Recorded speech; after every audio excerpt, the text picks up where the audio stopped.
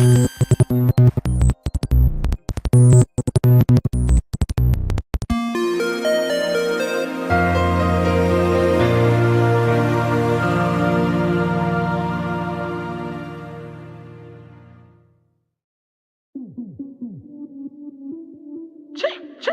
no need for your approval. Nah, nah, nah, nah. Yes, I am made by the ruler. Yeah, yeah, yeah, yeah. No need for your approval, cause I'm made by him. Designed to explain I am who I am. Reaping up the harvest that he promised me. Talk all you want, but you gon' have to walk for me. I can bet I ain't been perfect all my life, but I am blessed and he forgave me when he died. Love my imperfections chosen by the womb. A vessel to be used and I won't stop until it's through. Yes, I am a believer. Ooh. Yeah, yeah, yeah, yeah, yeah, yeah. Dressed to impress for no reason. Yeah, yeah, yeah, yeah. Ooh. No need for your approval, cause I'm made by him. Designed to explain I am who I am. Reaping up the harvest that he promised me. Talk all you want, but you gon' have to walk for me. Oh yeah, I am who I am. I am who I am. Yes, yes. Oh yeah, I am who I am. I am who I am. Yes, yes. Oh yeah, I am who I am. I am who I am. Yes, yes. Oh yeah, I am who I am. I am who I am. Yes, yes. Oh yeah.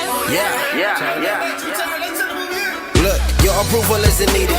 I get my kudos from Jesus. You knew my name before I was a fetus. With them on my side, no one can defeat it. Don't go to the DMV for my ID. I'm uniquely made, you can't copy. I'm weird, creative, and godly, and I get wild. Boy, you mind G, what you saying is out of them. You should fall back like a rocket ship. I just assume that you underwear. You cannot hurt me, I'm more than a cockabra. I can't worry about what you say, cause you do not control my fate. You was my daddy who caught me when you threw shot me. Boy, saving grace forever change. Yes, I am a believer. Yeah, yeah, yeah, yeah, yeah, yeah, yeah, yeah. Dressed to impress for no reason. Oh, yeah, yeah, yeah, yeah. Ooh, yeah, yeah. Ooh. No need for your approval, cause I'm made by him. Designed to explain I am who I am.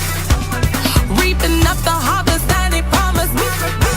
Talk all you want, but you gon' have to walk for me. Oh yeah, I am who I am. I am who I am. Yes, yes. Oh yeah, I am who I am. I am who I am. Yes, yes. Oh yeah, I am who I am. I am who I am. Yes, yes. Oh yeah, I am who I am. I am who I am. Yes, yes. Oh yes.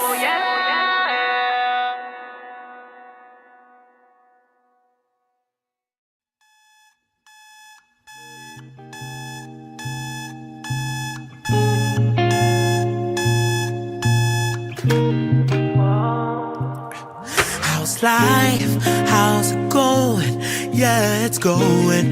Been hard times, but ain't trying to show it. Got work in the morning, then running around till it's time for dining.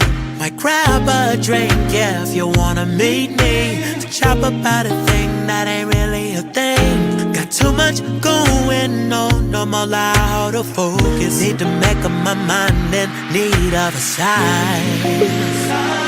Just give me a sign. Wanna get it right, ain't trying to waste my time. If I change my mind, it's alright, it's okay. If I take some time to figure it out, it'll work out.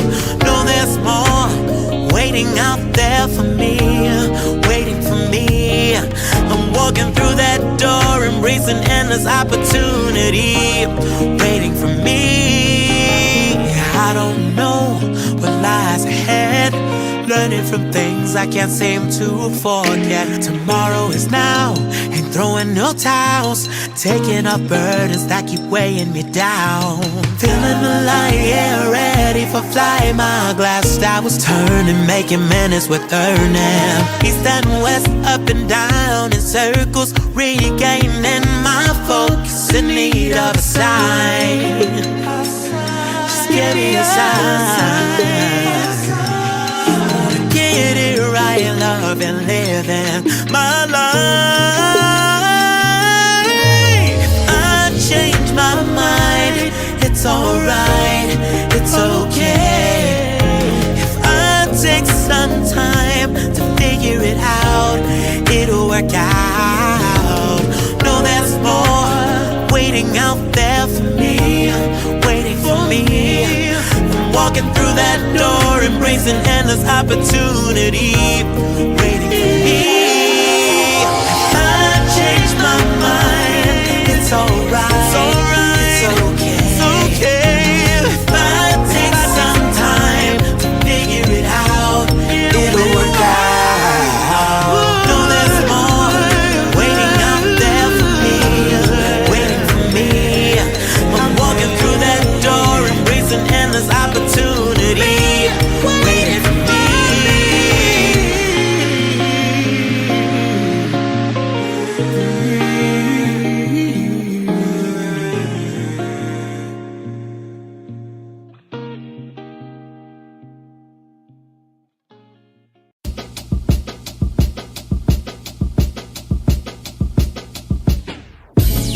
You're a child of the King, and His love is supreme.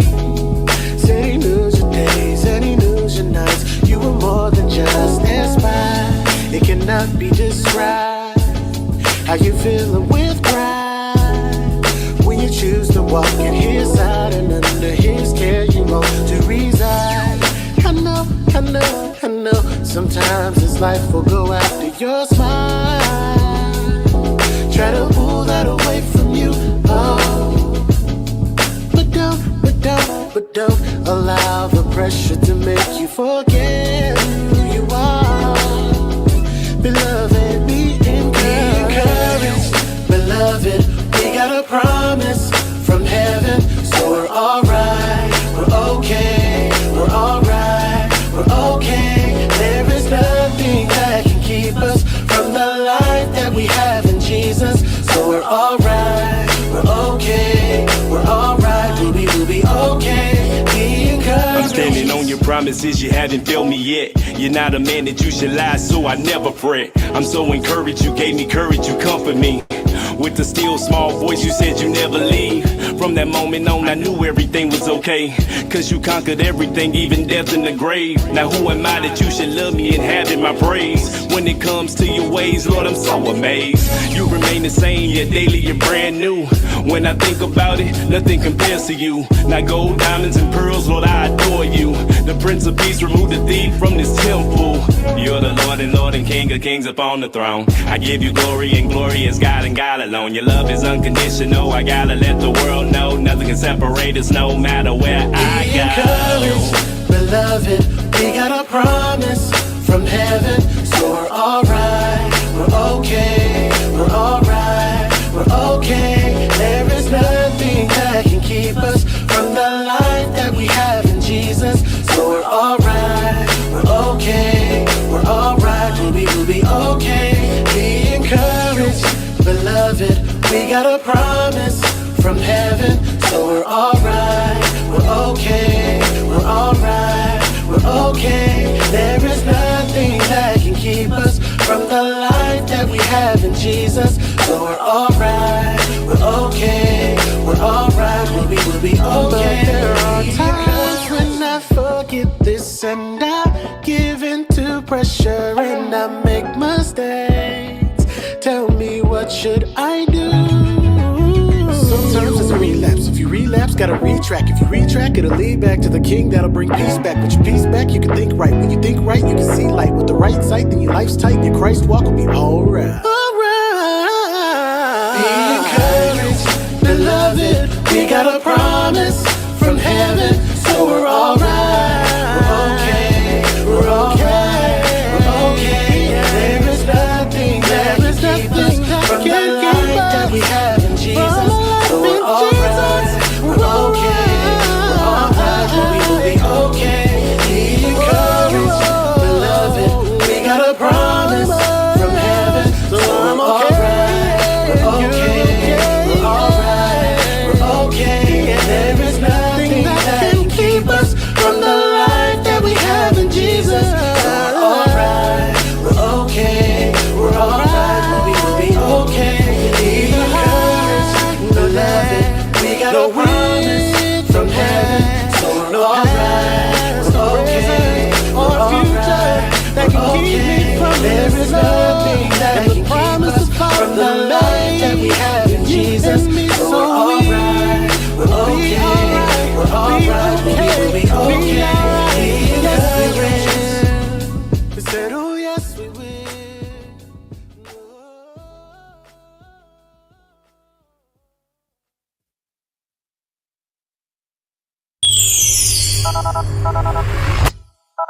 And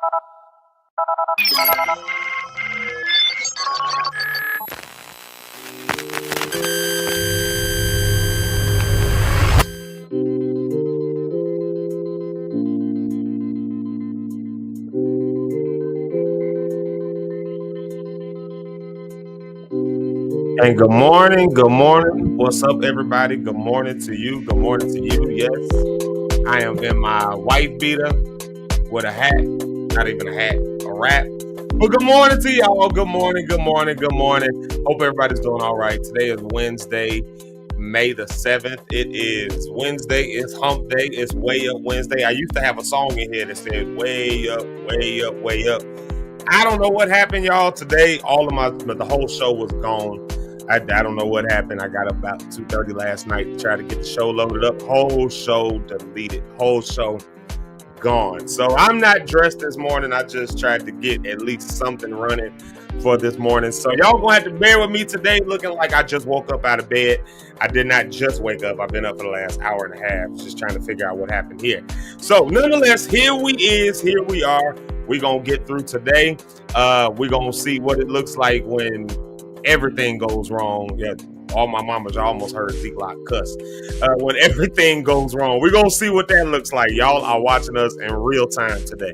So good morning to you. Good morning to yours. Y'all wish me a good morning. I need some love this morning. I straight up need some love this morning. So good morning to all of y'all. I hope everybody's doing all right on this Wednesday, May the 7th. Like I said, it's Way Up Wednesday. We're still in relationship week, and you are locked in with Zeke live in the morning. What a great way to start your day. Though this morning is not such a great way to start my day today. I hate the poor non-love first thing in the morning, but I'm just pissed off. That's all. I know I'm smiling. I'm a little pissed off because, you go through these things, you set stuff up, you get stuff ready, and then it's just that. So, who knows what happens? Who knows what? I don't even know. So we running bare bones today, y'all. So y'all bear with us. If anything goes awry, I want y'all to stay locked in. I'm just letting y'all know ahead of time. There's something going on in the technical things, but this is my public appeal to StreamYard. If this is on y'all's end, we will not be with y'all by Monday morning. I'm just straight up saying that. So on Monday morning, we'll still have Zeke live, but we probably won't be running it through StreamYard. So this weekend, it looks like I got some homework for myself to find a new service, a new streaming service. So that won't impact you guys any, but y'all getting a chance to see just what's on my head. I had to get that off my brain. So here we are, Zeke live in the morning. Good morning to all of y'all. Love all of y'all. Thank y'all so much for being here. I appreciate y'all. I promise y'all, when I say I was about to send out. Now I've done that before because I was tired, but today I just didn't have a show. So I thank God for the ability, and maybe this will speak to somebody. I thank God for the ability to just get stuff set up even quickly and be able to just get something even going bare bones minimum and being able to get the show going. Y'all probably won't even notice the difference, but if y'all see me flustered, such as looking like what I'm looking like right now, that's why. So, and if anybody's ever done this kind of stuff, you understand what that is when you try to get stuff set, have stuff going, you got stuff free, and you walk in. This happens a lot in a lot of spaces when we go to different stuff. I go to I'll say it this way. At my church, a lot of, we get rentals that come in there. We'll have stuff set up one way on Thursday night after rehearsal, ready to go for Sunday. Walk in on Sunday, gotta reset everything because somebody done rented it, didn't put stuff back. Those kinds of things frustrate me. I hate spending time setting stuff up. And maybe y'all have been there. If you have, holla at me. Have you ever been there where you get stuff ready, you get stuff prepared, you have stuff set? It's supposed to be plug and go. It's supposed to be just a chance, just to, you spend all the work ahead of time to get it. Have you ever run into those moments? And some of y'all going to work today and you might run into them same issues even on today. You go to work and stuff missing off your desk, it can throw your whole day off. So my work on today is to not be thrown off by this little thing. My wife been trying to calm me down all morning. I was so mad. I got my coffee. I turned around, hit the table and I didn't hit it on purpose. I just turned around. There was a table, hit it, spilled my coffee everywhere. Right after that, that's when I came in. I was like, F this show. I'm gonna be honest with y'all. That's what I felt like. F this show. Y'all hearing Zeke therapy. Y'all my therapist this morning. Y'all get to be my therapist for a moment. And my wife was like, "Come here, baby. Just hug me for a minute. Just kiss me. Just give me a kiss. No, just hold on a second, baby. Nah. You sure you all right today?" It was one of them. It was one of them mornings, y'all. And we go through those types of mornings. If I'm just being transparent and honest, we go through that kind of stuff. And so, here we are nonetheless. But I will say this much. StreamYard not only is exceptionally pricey, StreamYard is also I don't think it's stable. I don't think it's stable enough. I did a little research last night. So that's what happened after 2:30 in the morning. I woke up and I started doing some research into other streaming services that have things that I need. All the stuff I need to make this run and for the growth that I see it's going to have. I started researching stuff, found out StreamYard is not only the priciest, but they're not as stable anymore.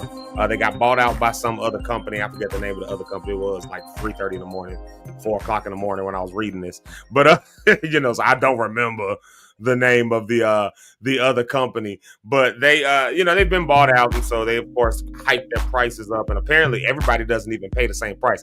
This is something that shocked me. Everybody's not paying the same price for StreamYard. They don't show you the initial pricing or something. It was something weird like that. I don't know. Whatever it is, by Monday, I will probably be somewhere else. So if not this Monday, next Monday. So, shout out to StreamYard. Y'all got us through the pilot phase of Zeke Live in the morning, but y'all will not be with us any longer. Let's see here real quick. Try me something real quick. Where's the, oh, look, there's my Brandon back. So that's good. That's back. All right, cool. I can live with that. Okay. I can live with that. All right. Let's see here. I can live with that. All right, so nonetheless, I'm not sure, but we figured it out. We're going to make it happen. We're going to make it work. We're going to figure something out. All right, y'all. All that aside, all of that stuff aside, everything aside, I am happy to just be awake this morning. I'm happy to be alive, happy to be with y'all. No more complaining. I'm done complaining. I'm over the complaints. We back. Zeke Locke is here. All right, y'all. Today we got a great show for you guys. I had to get that off my chest, though, y'all, because I kid y'all not. I was ready to throw this coffee cup out. I was going to throw this coffee cup through my window. All right, y'all. We back. Praise the Lord. Hallelujah. Thank you, Jesus. All those good things. All right, y'all. We got a good show on today. We've got a great show for y'all today. Today, actually, and this is the reason I didn't cancel, because we're in the middle of relationship week, and we've got a great guest on today. Of course, we've got Pastor Bill Ellis. I think he'll be chiming in with us. But our special guest today will be Miss Shanti Helena. And I'm telling you, don't want to miss that. She is the author of the books. What is it? Why Side Chicks Winning? And what's the other book she authored? She authored the book, I'm Single, Now What? And so, ladies, today we want to hear y'all's perspective. Y'all blow these comments up. Y'all tell us what to think. Of course, Rhonda on the Rocks is going to be with us. And y'all know we are, for lack of a better word, we're auctioning Rhonda off for a date. So, as y'all know. So we're auctioning her off for a date. So there you have it. We're auctioning Rhonda off for a date. So tomorrow night she's going on a date, and I think we got somebody, y'all. I think we got somebody. She don't know who it is yet, but it's gonna be fun to see how that goes. And just let her. She put herself out there, so y'all show her love and support, even in the process that she put herself out there to go on a date. Let her, let her do that. Yeah, not an auction. Yeah. I don't know another word to use. I can't use the word auction. Let's see. We taking bids, taking the highest bidder. I don't know. No. That's my little sis, man. And so obviously, whoever she's going out with got to live up to a certain standard. So it's gonna be a good time. We're gonna show that. We're gonna showcase that on Friday. But she's going on that date tomorrow night. But today, we're gonna talk about, just the females' perspective, especially single females and ladies who've been married, who may have some advice for other females. We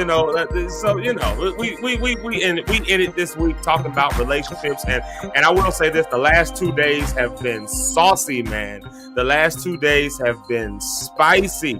They've been saucy. So I only see it going even saucier today and further, especially when we bring our special guest, Shanti Helena, on here. It's going to be a great conversation. You don't want to miss that. She'll be on around about the 9 o'clock hour. So you don't want to miss that conversation. Share it, tag it, give it to a friend. Speaking of which, I'm glad I got the background at least loaded up here. Have you subscribed? Have you followed? Have you done all the things? Go ahead over to Zeke Locke'd on YouTube. Subscribe there. Turn on your notifications. Do all that stuff. We're only a few away from 100. We're on the journey to 100 right now, and we're only a few away from that number. So once we hit that, we're doing a kickback. We getting together. I'm pretty sure it's going to happen by the end of the month. So be looking for the announcement for that. Be looking for the announcement for that probably by the end of the week. I'm just claiming it. I'm just saying it. If not the end of this week, top of next week, I think we're gonna end up with announcing a really cool pop-up situation where Lock Stars, y'all can come out and we'll have some stuff for you. It'll be a good time. It'll be a great time. So you don't want to miss that. But make sure you subscribe. That's how you're gonna do it. You got to subscribe over on the YouTube side. Follow all the places. You know, you got to do all of that stuff. So, anyways, do those things. Wonderful, wonderful work. I'm excited to get the show going here today. I'm just excited to get on through it. I'm just being honest. But check this out. I wanna hip y'all to an announcement, and let me find it again. Y'all gonna have to bear with us just a little bit this morning. Y'all gonna have to bear with us as we as a lot, like I said, a lot of the stuff has disappeared.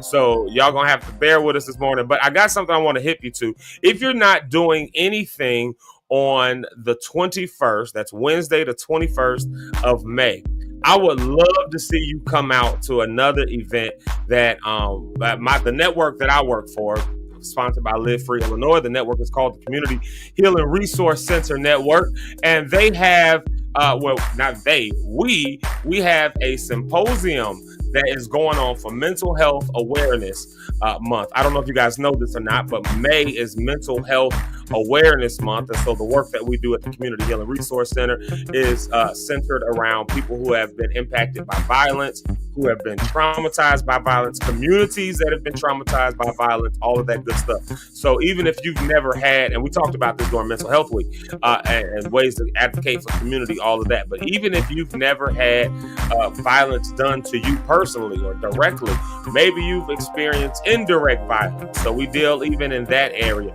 So I'll give you an example. If you live in a certain neighborhoods in the city of Chicago, certain neighborhoods just be hot, certain blocks just be hot. And if you live on those certain blocks, you probably ain't just walking in your house without looking over your shoulder and doing all that kind of stuff. Like, and for most of us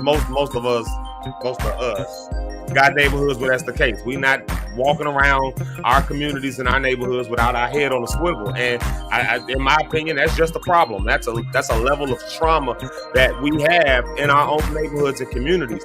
And that stuff weighs on you after a while. Now, some of us learn to cope with it and deal with it, and we find ways to feel and be safe in our communities, but we still got that layer of, again, head on a swivel kind of stuff. And I'm gonna tell you, I'm gonna compare it to something. Some people's neighborhoods, they can leave their doors wide open through the middle of the night, and one of their neighbors might walk up and just shut it for them. Like, hey man, you left your door open. Well, most of us probably don't live in that neighborhood. You leave your door wide open, and you pretty much guaranteed that tomorrow you don't have a television, a computer, or your favorite pair of Jordans. This is, again, these are these types of violences in our neighborhoods and communities. So we deal with those, with those types of traumas and things within our communities. But on the 21st of May, we're having what we're calling a mental health symposium. So if you're in the Chicago area, I'd love to see you. This is the graphic right there for it. It is Wednesday, May the 21st, starting at 9 a.m. and it goes till 3 p.m. We'll have breakfast there. We'll have lunch there. There's all kind of plenary sessions. We've got special guests. There's one that's on the healing of sound, and I think y'all will really love that one.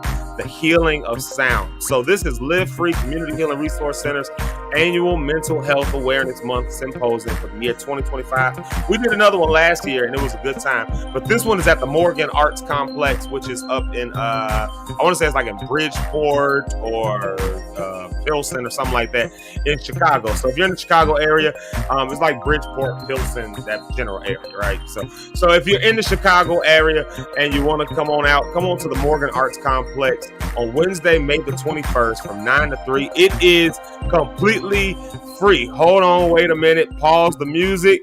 Make sure y'all heard me. I said it is completely free, as in free 99. Hold on, hide the graphics so you can see my face and read my lips.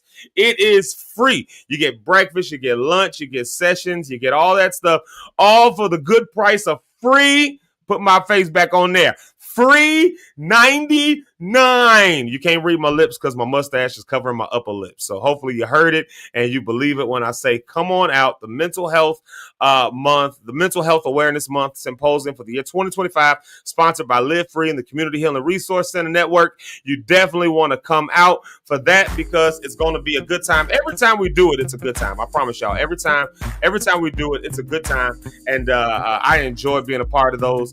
And so come on out. I'll be there. Again, it's free. It's completely free. You can come. You can bring a neighbor. You can bring a friend. If you work in these fields, you can come on out. This is not necessarily for people. It is for people who work in this field. Don't get me wrong. It is for people who work in the field, but it's also for the community. The main goal is for the community. So whether you work in this field or not, if you just are about community, you just about spreading love, come on out on Wednesday, the 21st of May. We'll be doing that, and I'll announce this every day, but leading up into it, we'll announce that every day so that you all can be reminded that that's going on. It's going to be a good time. So I want to see y'all there Wednesday, May the 21st. Come on out. Live Free and Community Healing Resource Center Network. It's a good time. It's a good time. All right, I think I got a few things loaded up here that we can use here. Let's see here.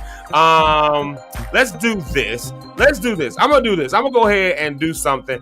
I'm going to go ahead and play a music break, and we're coming back with my big bro, my man's Mr. Eric Rideout, the Eric Rideout. I don't know if you want y'all to know his middle name, but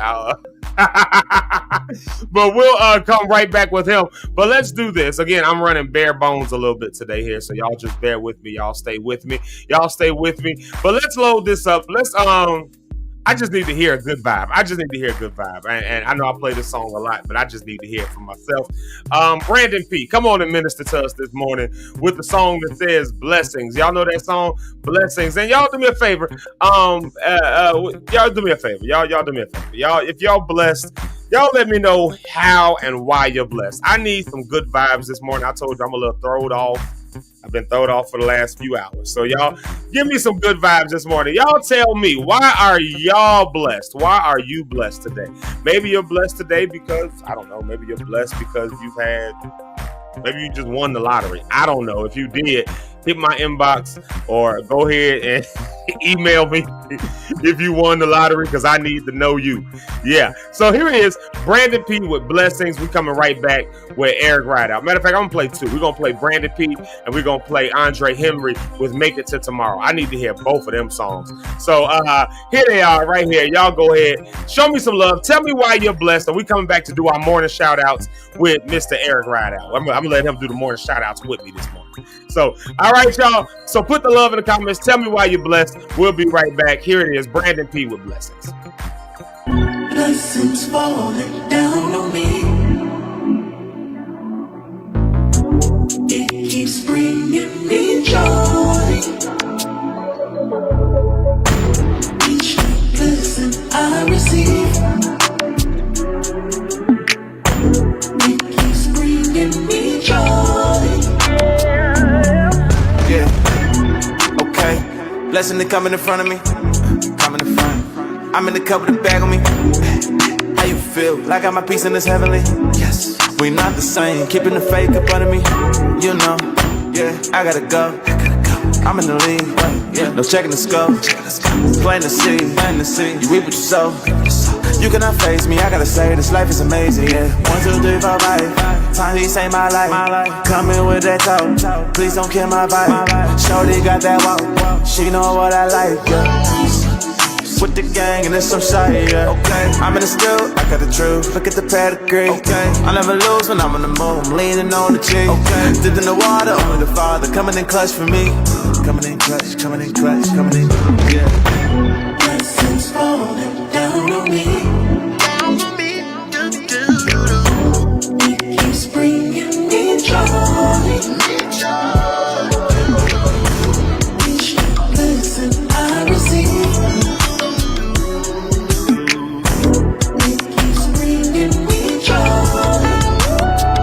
Look, you bring me joy, yeah, you problems I avoid. Why would I give up my core? Belief in you gon' change my war. Make me feel like I'm the world of you, well maybe I'm not sure. Just make me your little vessel, I won't wrestle with you, Lord. I got all these blessings raining, I'm gon' need a new umbrella. We don't do that stressing, baby, faith gon' work in any weather. Once I gave him all of me, I just hit the Hall of Fame. We take Jesus over shame, got no limits but he not damn. They say no, I'm still a saint. Yeah, I got a lot to prove. Fill my life with room. Yeah, I about that tune. Yes, I couldn't help it, my confession. Tell him I'm about to bloom. He wrote me up from the womb. Blessings coming soon. Blessings falling down on me. It keeps bringing me joy. Each new blessing I receive,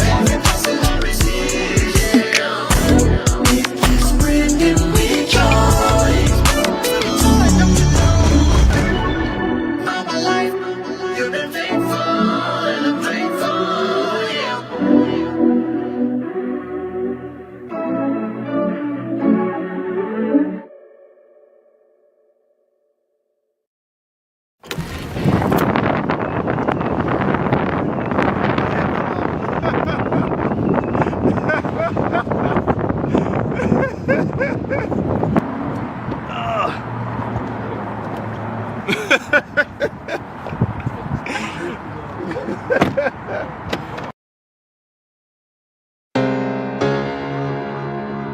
Sometimes I feel suicidal, but I know I don't wanna die, it's just another trial. So I'm hanging on to life by the grab bars, hoping that the next time's far from the triggers that set me off. Every other night piling up the bottles, or I'm trying to make a pipe burn away the sorrow. I even hit the psilocybin, dog, I've been fighting for tomorrow.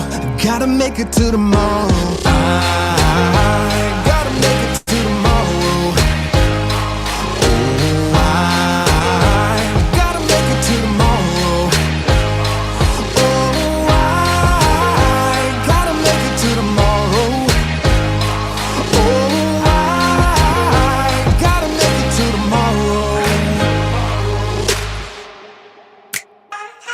Listen now, I'm about to go outside, get a little bit of sunlight into my skin. About to take a jog for the endorphins, it's a sure thing. No, this depression won't take me out. About to make a call to my closest friend, get a laugh and hug myself in the mirror for a minute. I'm trying, you know, cause I wanna make it to tomorrow. I gotta make it to tomorrow.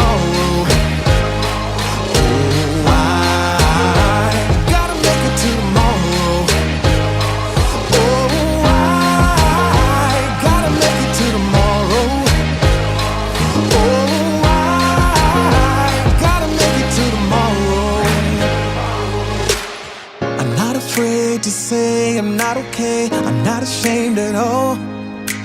Cause one thing about me, yeah, I'm overcoming. I'm not afraid to say I'm not okay, I've been here before. One thing about me, I always overcome. And I know I'm gonna fly when I make it to tomorrow. When I make it to tomorrow. Gonna make it to tomorrow. Oh, I gotta make it to tomorrow. Oh, I gotta make it to tomorrow. Oh, I gotta make it to tomorrow.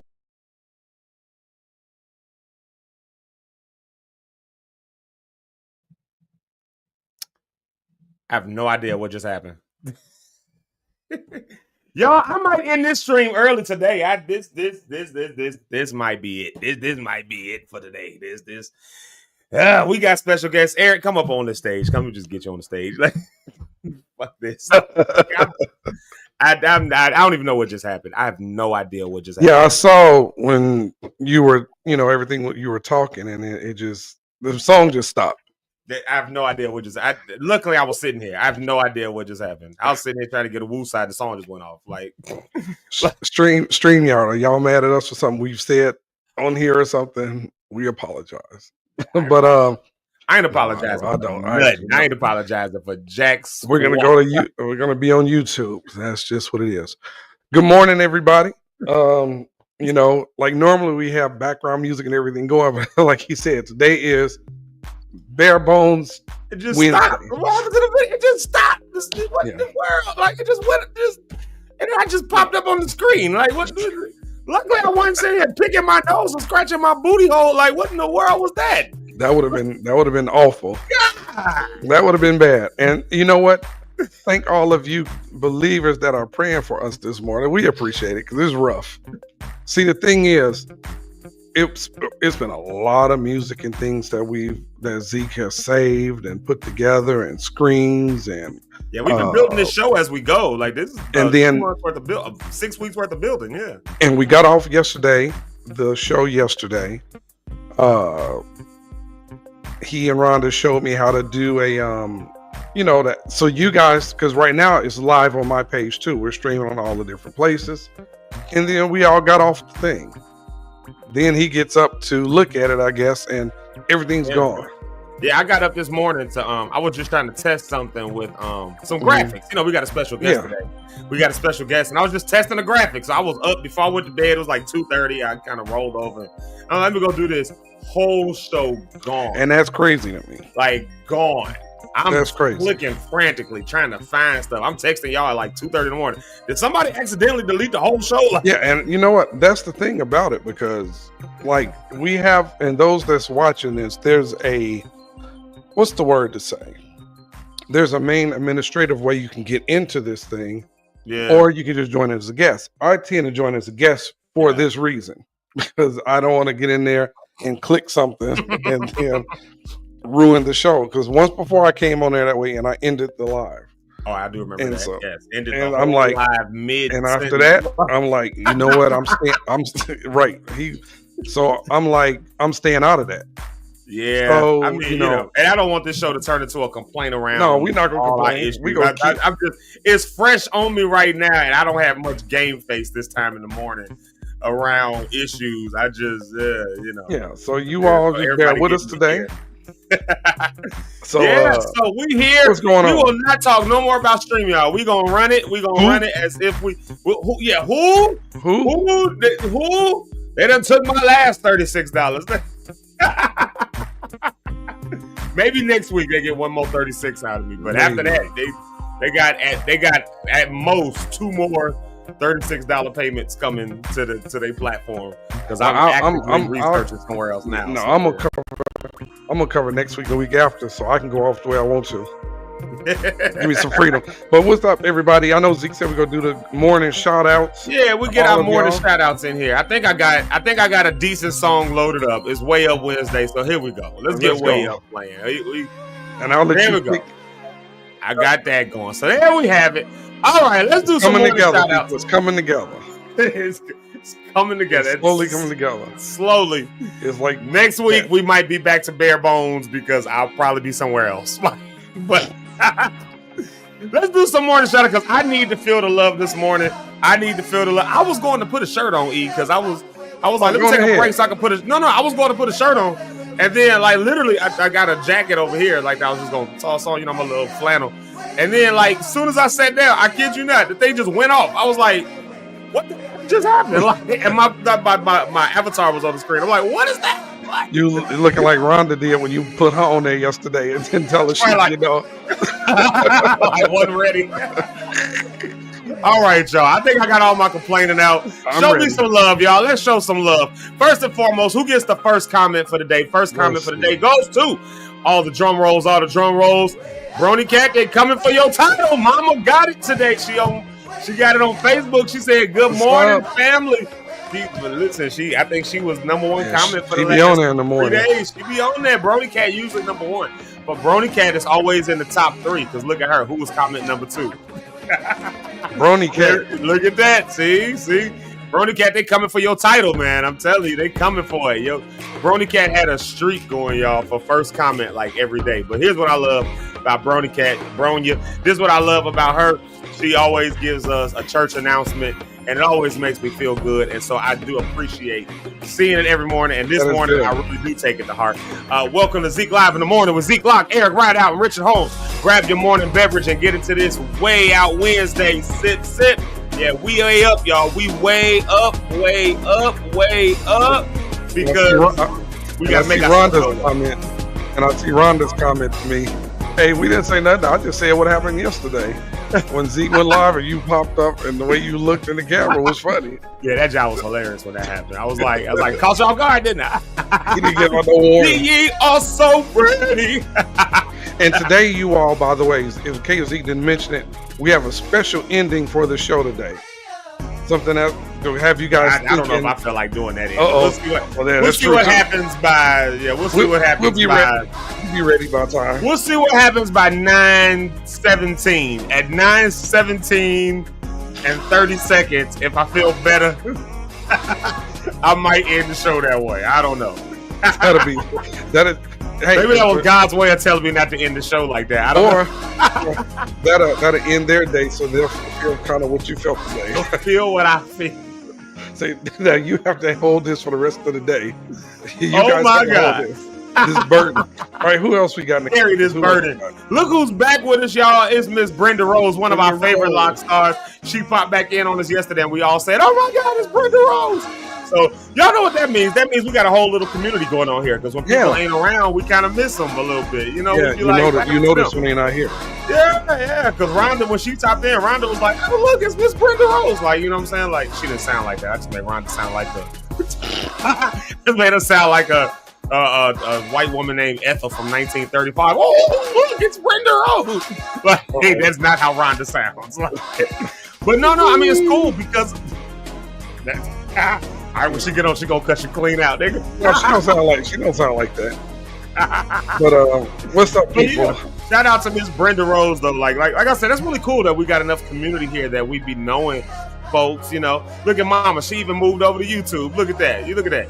And then here, of course, is our girl, Miss Rhonda on the rocks, and she'll be with us in a little bit here. Rhonda. So y'all don't want to miss that. Y'all, as we said, we are auctioning her off. I think we got somebody. We auctioning her off. So, I don't like using that as a word, but because you can't say for sale, because then that's weird. Yeah. Auction off is kind of right. They have auctions like different things of value, and Rhonda is of value. I've been auctioned off before on like those date nights where they do like the date, they have like eligible bachelors coming. It was like a long time. Oh, I've never done that. Really? I did. It was like, and I did a dating show thing one time. This is like a long time ago. It was like years ago.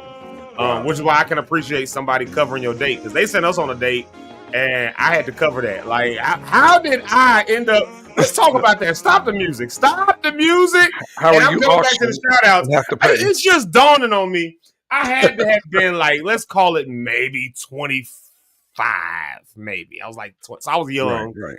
And I go on a like one of those things where it's like a where they have like kind of what we doing with Rhonda, except it was like a panel. They had one girl and it was like a panel of like 3 dudes, that whole kind of thing. And I got on there and I don't even remember who these people were.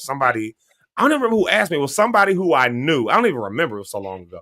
But somebody who I knew asked me to come on because their friend was doing this live thing and they needed another eligible bachelor. And it was like, Zeke, can you be there? And I was like, well, I'm kind of dating somebody right now anyway. It's like, you know what I mean? Like, and I wasn't like seriously dating at the time, but it was, but I was like, I'll show up for my friend. It's all good. They need somebody. I came through. Ended up winning the whole thing. Went on a date, and let me tell y'all how dope Zeke Live in the Morning is. Rich Holmes, shout out to him for getting the date covered because these mugs did not cover the date. I had to cover the date. So not only was I a guest of somebody who was a friend of the host of the show, I had to pay the way for the girl that I didn't even know, and I never talked to that woman another day in my life. Like, I don't even remember her name or what she looks like. I probably went past this woman because she was in the church and all that. I've probably been past this woman 6 or 7 times. I saw her one more time years later at a concert we had with LXW, and I did not remember. Again, I did not remember. I hope she ain't watching right now, because if she is, I'm sorry. Never, ma'am, don't know who you are. Never heard of you. So and she was like, hey, and I was like, oh, yeah, you the girl that. It was like one of them, like. And then again, I could have seen her again 6 more times and don't even know it. And I'm sure she would not say hello anymore, because you know how it is when we be on the road. You know, you meet a lot of people. You meet people. You meet a lot of people all over the world, and then some people, they met just you, so they can remember your name. But when you're out here every night in a city of 1,000 people and you meet thousands of people, you're not gonna remember everybody's name. You ain't gonna remember. Let's be honest. There are people that I work with on a constant and don't know their names. They're Guy, Buddy.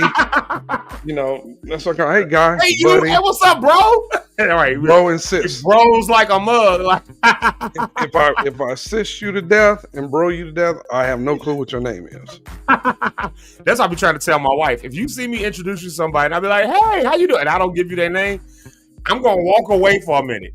I'm gonna find something else to do over here. The name. Ask them their name, so that when I come back, I ain't gonna ask you. But you know, just remember it when we get off, and then just tell me their name. You got it's another way you can do that too. If you don't know somebody's name, you got somebody with you. You walk and say, "Hey, this is say, hey, this is my friend," and then that person will say, "Oh, I'm such and such," and they're like, "Oh, you're that's who you are." Yeah, but you know, folks don't be expecting you to. You know how it go when folks be expecting you to introduce them. I never do. I be like, I never do. It's gonna get sticky. Oh God! I just stand there and look. I can be uncomfortable and it don't bother me. We all just stand here looking at each other in silence. But look, you all. Thank you. Oh, what's this? Let's see. Shout out to the Boy Please Whatever podcast. I know he is good friends with our girl Rhonda on the Rocks. What's up, bro? And she's even been on that podcast before. We have to have him on. Absolutely. Definitely. You know, just definitely bring the guy on. Our friends of our friends are our friends. So there we have it. And you know what, Susie? Thank all of you guys, honestly, that tune in every day, because we end up, like we always say at the end, we go back and look at the views, and we have thousands of views on what we're doing. Thank you guys, because that's because of you faithful lock stars and you all that tune in every morning and share it. So thank you from the whole show, from me, from Rich, from Zeke, from Dr. Rhonda, all of us. Thank you so much. Yeah. And then shout out to my man's Will C. I remember he was on the episode. I always talk about his episode because it was such a good episode. It was good. He said he gonna get all the kids that he mentors to subscribe. See, look at that. Tell them subscribe. We'll see on the regular so that the kids have a reason to watch. There you go. Yeah, man. Talk to the kids. We'll love the kids. There you have it. Who was that to say that? Trick Daddy, right? Trick love the kids. Yeah, it's weird. Trick love the kids. Weirdo. Shout out to my boy Will C. There it is, right there. And of course, Mr. Eric Ryder. I usually say that you backstage. I usually say you backstage, but there you are. There, look at that. I'm finna tell you something stupid. I'm about to say, who is this acting like they me? What? Yeah, and that's me. Oh man, it's early still. I didn't sleep well last night. I'm like, who's faking my page? Okay. And then here's your favorite person, Eric. One of my favorite people. I know you. So you agree. Who's that? Renee. I don't know who that is. You don't know Renee Miller? Never heard of her. You don't know Renee Miller? Don't know her. So you can get her. You can get Rita her. Is my list. I love Rita. Rita. That's Rita. Rita. Okay. Hey, Rita. Rita, look at that. Even Eric was in the comments. Scram Rita Renee. Yeah, don't know who that is. Get off our live. When did the jail have scram all the way from Facebook? Scram. The jail should not have people with cell phones in there. Go ahead. Yeah. And then let's give a shout out right here to J.R.A., a.k.a. Willie L. Jordan, a.k.a. J.R.A. There he is right there. And by J.R.A., I mean J.R. Like, that's the country version of J.R. J.R.A.? Why do country folks say R like that? Aura. Aura. You know what else too? Never mind. I almost said something about somebody country, and I just saw them on my page watching it, so I'm not going to say what I was going to say. Well, I might as well say it. You know I'm talking about you. The pronunciation of how they say certain words. Like I have a lot of friends in the South, like South Carolina, North Carolina, and the way they say certain words, I make them talk all the time just so I can laugh. And there's not being funny for any of you country people on here. It's not that. It's just, dang, that sounds worse too. I like the way you all talk. It's funny. Country got different like kinds of country, right? So that's country like Mississippi country. They talk a certain way. You know, most folks in Chicago talk like they from Mississippi. Actually, if you ever like just hear folks from Chicago, we got that Mississippi swing. If you ever heard Rich talk, when I first met Rich, you could not tell me he wasn't from Mississippi somewhere. When I first met him, like you could not convince me he was from the west side of Chicago. You could not convince me of it. Because like nobody talk like that, like, unless you from Mississippi. He did. You from some city in Mississippi, something like Meridian or something like that. I don't know. You from one of those places where, like them little towns. And that's the other thing about places in Mississippi. It be these little itty bitty towns, these little townships, and like all your relatives is from there, but it's only like 300 people in the whole city. But you know, like 75 people that's from there. How in the world is that possible? I don't know. Great migration. Towns. I got a friend of mine who they have their family's from the South, and the majority of the residents are his relatives. That's crazy. It's hundreds of them, but thanks to his grandfather. His grandfather populated the city. Well, that's my dad's city in Franklinton, Louisiana. My dad, wow. Dr. Dyson, who was on here. The Dysons and the Burtons pretty much are the whole town of Franklinton, Louisiana. Like, and then one Dyson and one Burton got married, and they had my dad and my uncles. That's like, and that's they got it on lock. One side of the family was the good side, educated preachers and all of that stuff, and the other side was the rebel house. They would have. My Uncle Mac and they some niggas. They was some. Black Air Force Ones types, like they. Oh yeah, but from the country. Them the worst ones. Some of the worst. Well, I'm almost saying something. You know what? Today, you all, like Zeke said, it's going to be a great show because we have some guests coming on that's going to give you some information. It's going to be controversial and certain controversial issues and certain conversations that are covered. But it's going to be great. Trust me, you're going to want to share it. And we got some more. Yeah, I got a couple more shout outs. I got to give a couple. This is Tammy. Eric, you just met Tammy on Friday. Tammy, she was funny. Very That's one of the sisters right there. When it comes to Rhonda and Tammy, they're very like a cool. Deal. Very good person. For 20 years. So there you go. That's Tammy. So it was such a treat and a surprise to see Tammy on Friday. That just did. I was not expecting that at all. I thought it was just going to be the four of us. I walked in and Tammy was there. And actually, I knew Jamaica was coming because Rhonda had mentioned it on the meeting before we had the meeting. But when I walked in, I saw Tammy. I was like, you know, all the emotions. You know what? All the feels, all the. When I say this is way off topic and it's so unimportant, but did you see what happened yesterday in the news with Smokey Robinson? I did. It just came across my feed. He's being accused. It just came across my feed. Rape, sexual assault. Yeah. By 4 different women. I mean, here's the question: are these recent? Are these going to be like stuff that stretches back? I pray to God it's not this man in his 80s out here. Rhonda said he did it. Wow. It's in all honesty, and maybe we'll find ourselves veering to this a little bit because this does maybe even tomorrow. Because tomorrow we're gonna talk about. Tomorrow, I'm just gonna put it out there. Tomorrow we're gonna talk about sex. We're just gonna talk about it. I'm just gonna say it that way. We're gonna talk about sex tomorrow. Like sex in relationships. I'm a married man. It's a real thing. And everybody who's married ain't having sex, and everybody ain't married. A lot of them are having it. So I think it's good to have and engage in some of that conversation because at the end of the day, that's what most relationships, you get with somebody. At the end of the day, you trying to create a relationship with them that leads to a sexual situation so you can have babies and procreate. Yeah. Right. So I mean, that's the whole main reason of finding a partner, not just about love and all that. No, you want all of those things. You need all those things. But at the end of the day, let's talk about these babies. Like, how you gonna have babies? Well, we're not going to have them with other people. We have them with each other. So it's supposed to manifest itself in that way. So we're gonna talk about that on tomorrow. And that's gonna be a great convo to have. All kind of stuff with it. Cheating and infidelity and healthy, all of that. We're gonna talk about it. So share with your friends because we're gonna talk about that. I already saw it. And then And you all, you know, we weren't making fun of Smokey Robinson. We were just saying that's interesting that they came after him. Now, some information that you cannot use, I'm going to share. It is stupid to me. Never mind, I ain't going to say it. Did you see where a man left his corporate job to sail around the world with his cat? He quit his corporate job, over six-figure job, because he said he wanted to sail the world with his cat. I listen. That is some.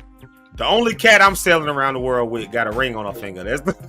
I read that. I said, so you quit your job? I would quit my job too if I had it like that, so I can go around the world and live the rest of my time. I would not quit. He said in the story that he wanted to spend more time with his cat. That's like his friend. So he felt he was neglecting his cat. So he quit his job to get on the boat and just sail. So him and his cat can sail on the boat. I think that's dope for me. I think I would do it. That's strange. I ain't got to go to work. Then hey, Rhonda said she would quit for less. Right. I'm the same way. Give me just guaranteed I got something to eat and somewhere to rest my head. And if those two things are together and I can have a few leisures, I'm with it. You know what I'm saying? I'm with it. All right, how about this piece of news? I don't know if you've heard this one. Go ahead. There was a guy in I forget what mountain it was. It was Mount Fuji, I think it was. But he climbed the mountain and he ended up like passing out. I actually got a graphic somewhere, but he ended up passing out. They had to do a rescue mission on him. So the helicopters, the whole nine, had to do a rescue mission on him. Got him down. 2 days later, he climbs back up the mountain because he left his cell phone and his bag and stuff up on the mountain. So he climbed back up the mountain where he passed out again. And I would have left him. And some hikers found him passed out unconscious where they had to do a second rescue mission on him. Nope. Yeah, I would have I would have left him because that's where he's supposed to die at. Yeah. That might be the will of God for his life. He's trying to tell y'all. Yeah. That reminds me of that rescue, and they rescued that old lady. I don't know if you saw it. And when the helicopter picks her up, the rope starts spinning. Did you see it? This old lady she was really old. It's not funny, but I did laugh at the video. And so the helicopter's right. They said, we got her. They got her. And they showed it, but then the wind got it. It started doing like this real fast with the lady on there. It was feel like. Oh, my wife saw it. She was twirling. She was twirling. She was twirling fast like a baton. Y'all show some love to my wife right there. There she is saying good morning to the people. Y'all show her some love. Let's do this. I'm going to go to a music break. But before I go to a music break, I am going to just pop Rhonda up. I'm just going to pop up. As y'all see, we are running bare bones today. Ain't no special introductions. I'll say that for Shanti. I'll try to load something up on a music break and have a special introduction. But today, I'm just popping people on the screen. Y'all. Hey, Rhonda. Good morning. I thought if you would have did her like you did yesterday. Well, I told her today. I put it in the chat. I said, I'm about to just pop you up. I typed it in the chat today. Don't worry about what me and Zeke got going on. I don't know if you saw it or not. I don't know if she saw it because I just typed it like literally 30 seconds ago. Listening. I'm watching as well as praying. So I already knew it's coming up. The day that the Lord has made, let us rejoice and be glad in it. I don't care what StreamYard is doing. We're going to have an amazing show today. Probably one of the best ones yet. So I don't care what StreamYard's trying to do, but we ain't here. We here. You know what would have been terrible after she said all that good stuff? They come right behind and I don't know though. I feel like it ain't gonna work. That just pull the whole thing down. That's not what's gonna happen. It's gonna be great. But I know somebody that does that. Like a Debbie Downer just come in out of nowhere. I know somebody like that. Good morning to all of the Lock Stars as well as the Rock Stars, because we are streaming on my YouTube page as well. So if you are a rock star, good morning. I love you so much. I forgot. Yeah. So we're streaming to multiple streaming platforms my page today. Too, so thank y'all. So we're streaming right now to not only Zeke Live, but Zeke Lock pages, but we're streaming to Rhonda's page on YouTube. We're streaming to a million things for Eric's pages. So we see how that works. Now, I'm gonna be honest with y'all. I don't know if that's gonna continue going into next week, because I don't know what the new service is going to have as far as how many streamings that we can go to. So let's get it all in while we can right now, because StreamYard will not be my story this time 2 weeks from now. Yes, at least people know to come over here to this subscribe to Zeke Locke in the morning. If you are a rock star, it is your duty to now subscribe to Zeke Live in the morning. You have to. And I think many of the people who follow me and like know that I do this show on a regular basis are subscribed to you. If you are not, do not embarrass me. Please subscribe to Zeke Live in the morning. I feel really good today. I'm glad you feel good. That's what I'm keeping you satisfied. That's why I'm bringing this energy to you. Yes, thank you. I need it. I need it this morning. You see, I'm not even dressed. I got a jacket sitting over here. I went to go put the jacket on. Whole broadcast just went off. I was like, what the? I thought the whole thing ended, actually. I thought it ended. When you first popped on, you said... I was like, I can't catch a break this morning. In the morning, I said, damn, you act like you work at Burger King late at night. Welcome to Burger King. Can I take your order? Like, you were done. Like, I was done. Listen, I've been at this since... So what time did I text y'all last night? Y'all forgive me for texting y'all in the middle of the night like that. But I was like, maybe somebody is up and can help point me to some answers on something. Like it was like 2:30 or something like that in the morning. Like it was awfully early. I didn't even see it until my phone be on do not disturb. So same. I figured nobody would see it. It was 2:28. Hey y'all, did someone accidentally delete all the scenes from the show studio? All my scenes and settings have been deleted. So when I saw that this morning, Eric gave a whole explanation. Absolutely not. I didn't do that. I did not. So yeah, I ain't touched that. Yeah, I don't know. I think it's a StreamYard thing. I actually think they did some update or something. I don't know. But whatever the case may be, we pay too much money for StreamYard to be going through these kind of issues. Y'all hear me talk about StreamYard too much. What podcast or live stream do you know where people talk that much about the platform that they're using? So, you know. And apparently, I done found out that a lot of people are switching from StreamYard to some other stuff because apparently they were bought out by another company, and that company like basically doubled the prices. So people who had one price get a bill the next month that's like 2 or 3 times the amount, and everybody wasn't paying the same dollar amount. I'm like, wait a minute, too much is going on here now. This is too much. Yeah, I ain't got time for that. Well, we're in the vein now. We moving. Yeah, we moving.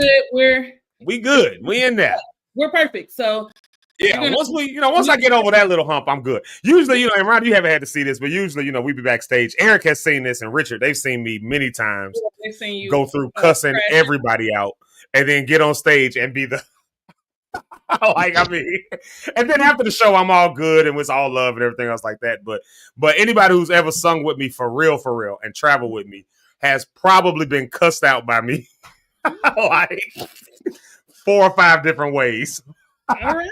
But they still love me. They still love me for some reason. Good to know. I don't, if I cuss back, don't be mad, but I'm just saying, I understand your frustration, but you might cuss me, because you, and then we be cussing, and then Eric has to intervene, and I don't know what's going to happen after that. Don't fire me, because I really like you. But, I understand. It just be like frustrating. You know how it is when, anybody who's ever worked in entertainment, y'all know how it goes. Directors are just, passion. We just got passion, all the passion in the world. I remember one time we were on stage. This is another Fred Hammond story. We were on stage in Champaign. Where's Champaign at? Illinois. Yeah, Champaign, Illinois. I was going to say Champaign, Indiana. Like, that don't sound right. We were in Champaign, and we were at this church doing this show, and we had a great set that day. I mean, a great set. I'm talking literally a standing ovation that went for, and Eric will attest that I'm not lying. I got the video. I still got the video. We got done with that set, and they gave us a standing ovation that went for about 3 or 4 minutes. Like, we were walking off the stage, going backstage to our waiting room, because we were also singing with Fred that day. So we were going backstage, and then Fred was walking in as I was walking past. I think we was coming in when y'all was coming off. Yeah, they was coming in. And so Fred was like, dang, who was that for? I was like, oh, yeah, we just got off. Period. I mean, like the roof was blown so much to the effect that the next act that was supposed to come up was like, nah, we ain't going up. It's like, yeah. Eric, yeah. It was like the next 3 acts, and they ended up sending up another good friend, a good friend of mine from I won't even say who it was, but I just say she had a rough set after. Yeah. Because for the rest of every other act, the audience like was sitting down on them, right? Anyways, long story short, that's how good the set went. We came back out because we were singing with Fred, so the choir walks out first. The audience was I mean, they lost their stuff like all over again. So the show immediately went up. Of course, once they announced Fred, then it just goes up even more. Had a good set. We get to a particular song. So we in a good place with the audience, with the show. Everything's going good. Everything's going great. Everything is wonderful. We get to this one song, and the Sopranos messed this note up every single time. And I turned around, said on the stage, smiles. I turned around, and said, "What the y'all doing? Y'all singing the wrong every time. There's one note every time." No, what was funny about that? Remember, we got the back, and someone was crying in the back. So this is what happened. Yeah. So they were crying first on stage, just about to cry on stage. That's what I was like. Now I'm yelling at them, going, "What are you doing? Put your game face on. You're in front of the audience." And it's like one of Fred's, like, I ain't gonna say which song. I'll tell you. It was no weapon. It was no weapon. So Fred cannot do a set without doing no weapon. And there's one note that has been corrected at this point multiple times. They kept going to the wrong note. I turn around like, "What the are y'all singing? How do y'all keep messing this note up? What are we rehearsing for?" We on stage and I'm doing all of this. Audience can't see none of it. I'm turning around still. "What y'all doing? Y'all can't be gone." And now they got the. I'm like, "Put your damn face on. What are you?" So now they got to go through the rest of the show. I remember that. You walk off the stage, they was outside they were all outside, like huddled up on the final section, huddled up, crying on each other. And I felt so bad. I had to go out there with them. I'm sorry, I had to yell at y'all like that. I love y'all. What a jerk! It was funny to me. I laughed for the rest of that night. I laughed. Man, it was like, listen, I don't know if Rita remembers it. She says, yeah, she remembers the performance. But she was probably singing alto that day. Rita was alto that day. She toggled between alto and soprano. So I don't know if she was caught up in that soprano set of ladies who was outside, huddled up, crying. They were crying. I mean, like, I had to go out there and be like I felt like an abusive husband or something like that, Like, they beat you around. I'm sorry I had to do that, baby. Sometimes I just get my emotions get the best of me. No, I think that people don't always understand how hard it is to do this, what you're doing every single day. If you watch any of my live videos, and there's only the live videos that are on YouTube. If you watch any of those, the first 5 to 6 minutes, I'm literally on there like, all right, so this isn't working. Okay. All right, so what do I do now? And I would have practiced. I've had my friends log on to practice with me to make sure everything goes right for the live. I hit go, and nothing. Everything goes wrong. Everything goes wrong. So I say that to tell you to be encouraged. It happens. Like, it has not changed my views. It has not changed my number of subscribers. None of that stuff has happened. I think I would venture to say people like and appreciate the authenticity, right? Yeah. Like stuff just happens. Any of my live videos, I'm on there like, oh my God, it's not working. I mean, my lights are on, lipstick popping, like your girl is fine, and the computer doesn't work.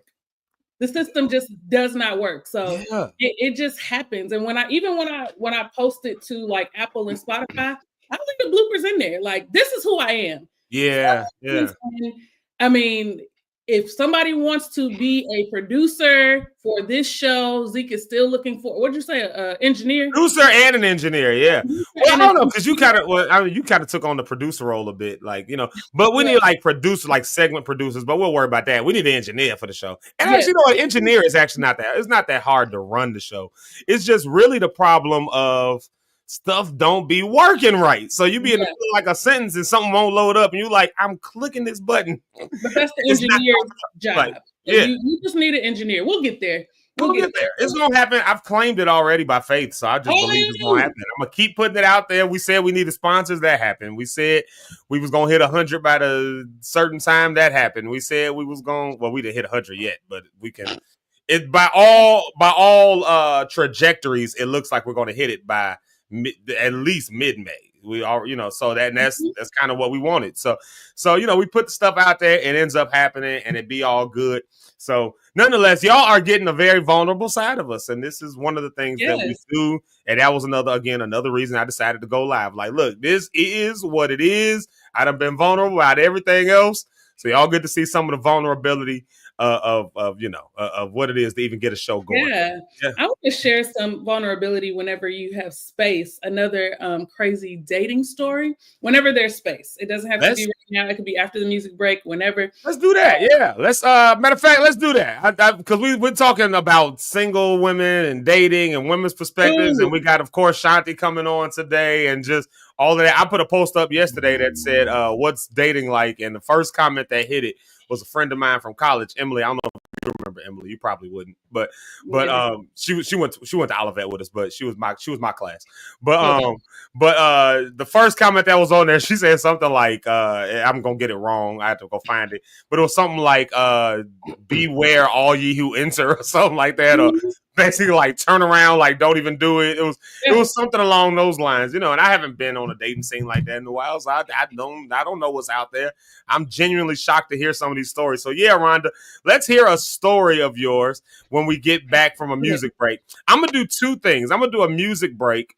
I'm going to play a video from your favorite, Rhonda, Kev on Stage. I'm going to play a video from Kev on Stage because it speaks to exactly what we're dealing with right now. I was saving this video for another day, but what you just said about what it takes to go live and to do stuff like that, I think Kev on Stage, he posted something. I think it helps to point a picture because, it helps to paint a picture. Hopefully people will kind of see it. And then we'll tell some of those dating stories because I'm genuinely interested in hearing these. I love this. Is how you got your podcast going. So this is the nexus of Rhonda on the Rock. So we got to. So I would love to hear some of those stories. But let's do one music song. I'm playing all good vibes today. Matter of fact, no, Rhonda, you suggested this song, and I probably just need these words prophetically this morning. My Day, Canton Jones. We play it all the time, but I probably just need to hear those words this morning. So here we are, My Day by Canton Jones. Hopefully the song will play all the way through. All right, here we are. My day.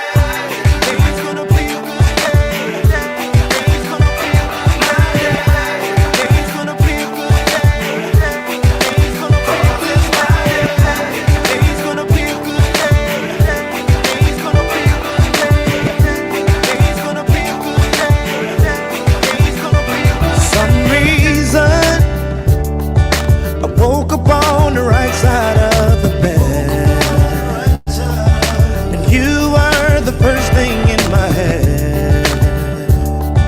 I can't complain, but I praise you instead, 'cause it's my day, it's my season, and I will start with my own attitude. I'll express my love and gratitude. My attitude will change my latitude. Things will go my way, 'cause it's my day.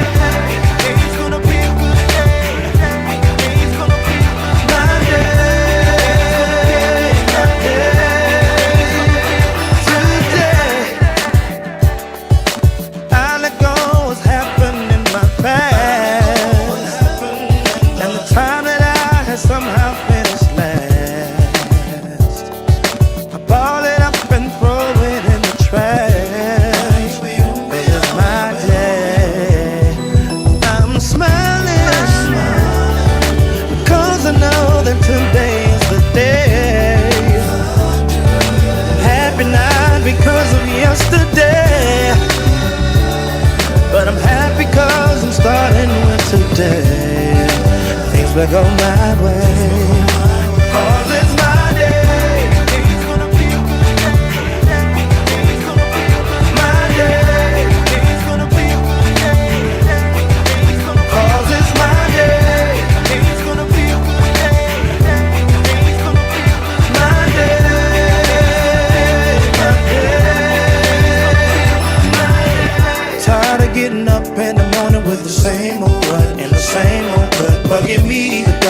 drugging me and I'm sluggish and I can't get out of bed. But instead I'ma look to the light, man. Stop blaming my wife, man. I will do it right, man. Fly like a kite, man. I was doing wrong too long, and I'm sick and tired of singing sad songs. I'ma flip it now, song. I will not wait on anything to happen. I will make it happen. I will take some action now.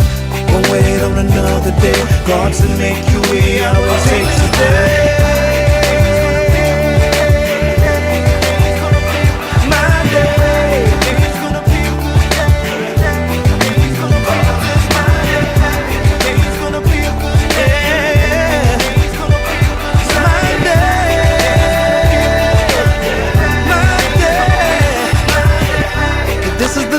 That the Lord has made, it's gonna be a good day, and I will rejoice and be glad in it. It's gonna be a great day.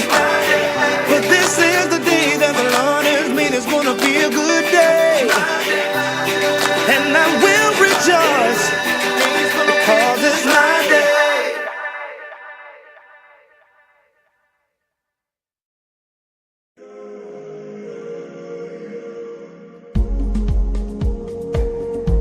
And we back. Whole song played through. I'm happy about that. Praise the Lord. We back. Let's get everybody back to the stage real quick here. Let's get that off the screen. Let's bring back to the stage Rhonda and Eric. There they are. All right, y'all. So I got a couple songs in here loaded up. So now we should have some good music as well. So there we have it. We build it as we go. I thank God for the ability to do stuff on the fly. So I want to play this video real quick. I know, right? Like, hey, look, some people, there's always a silver lining. And if nothing else, I'm always going to come back around at some point to optimism. Because this literally, for some people, you know, getting on and your whole show is gone. For some people, that's the end of the whole.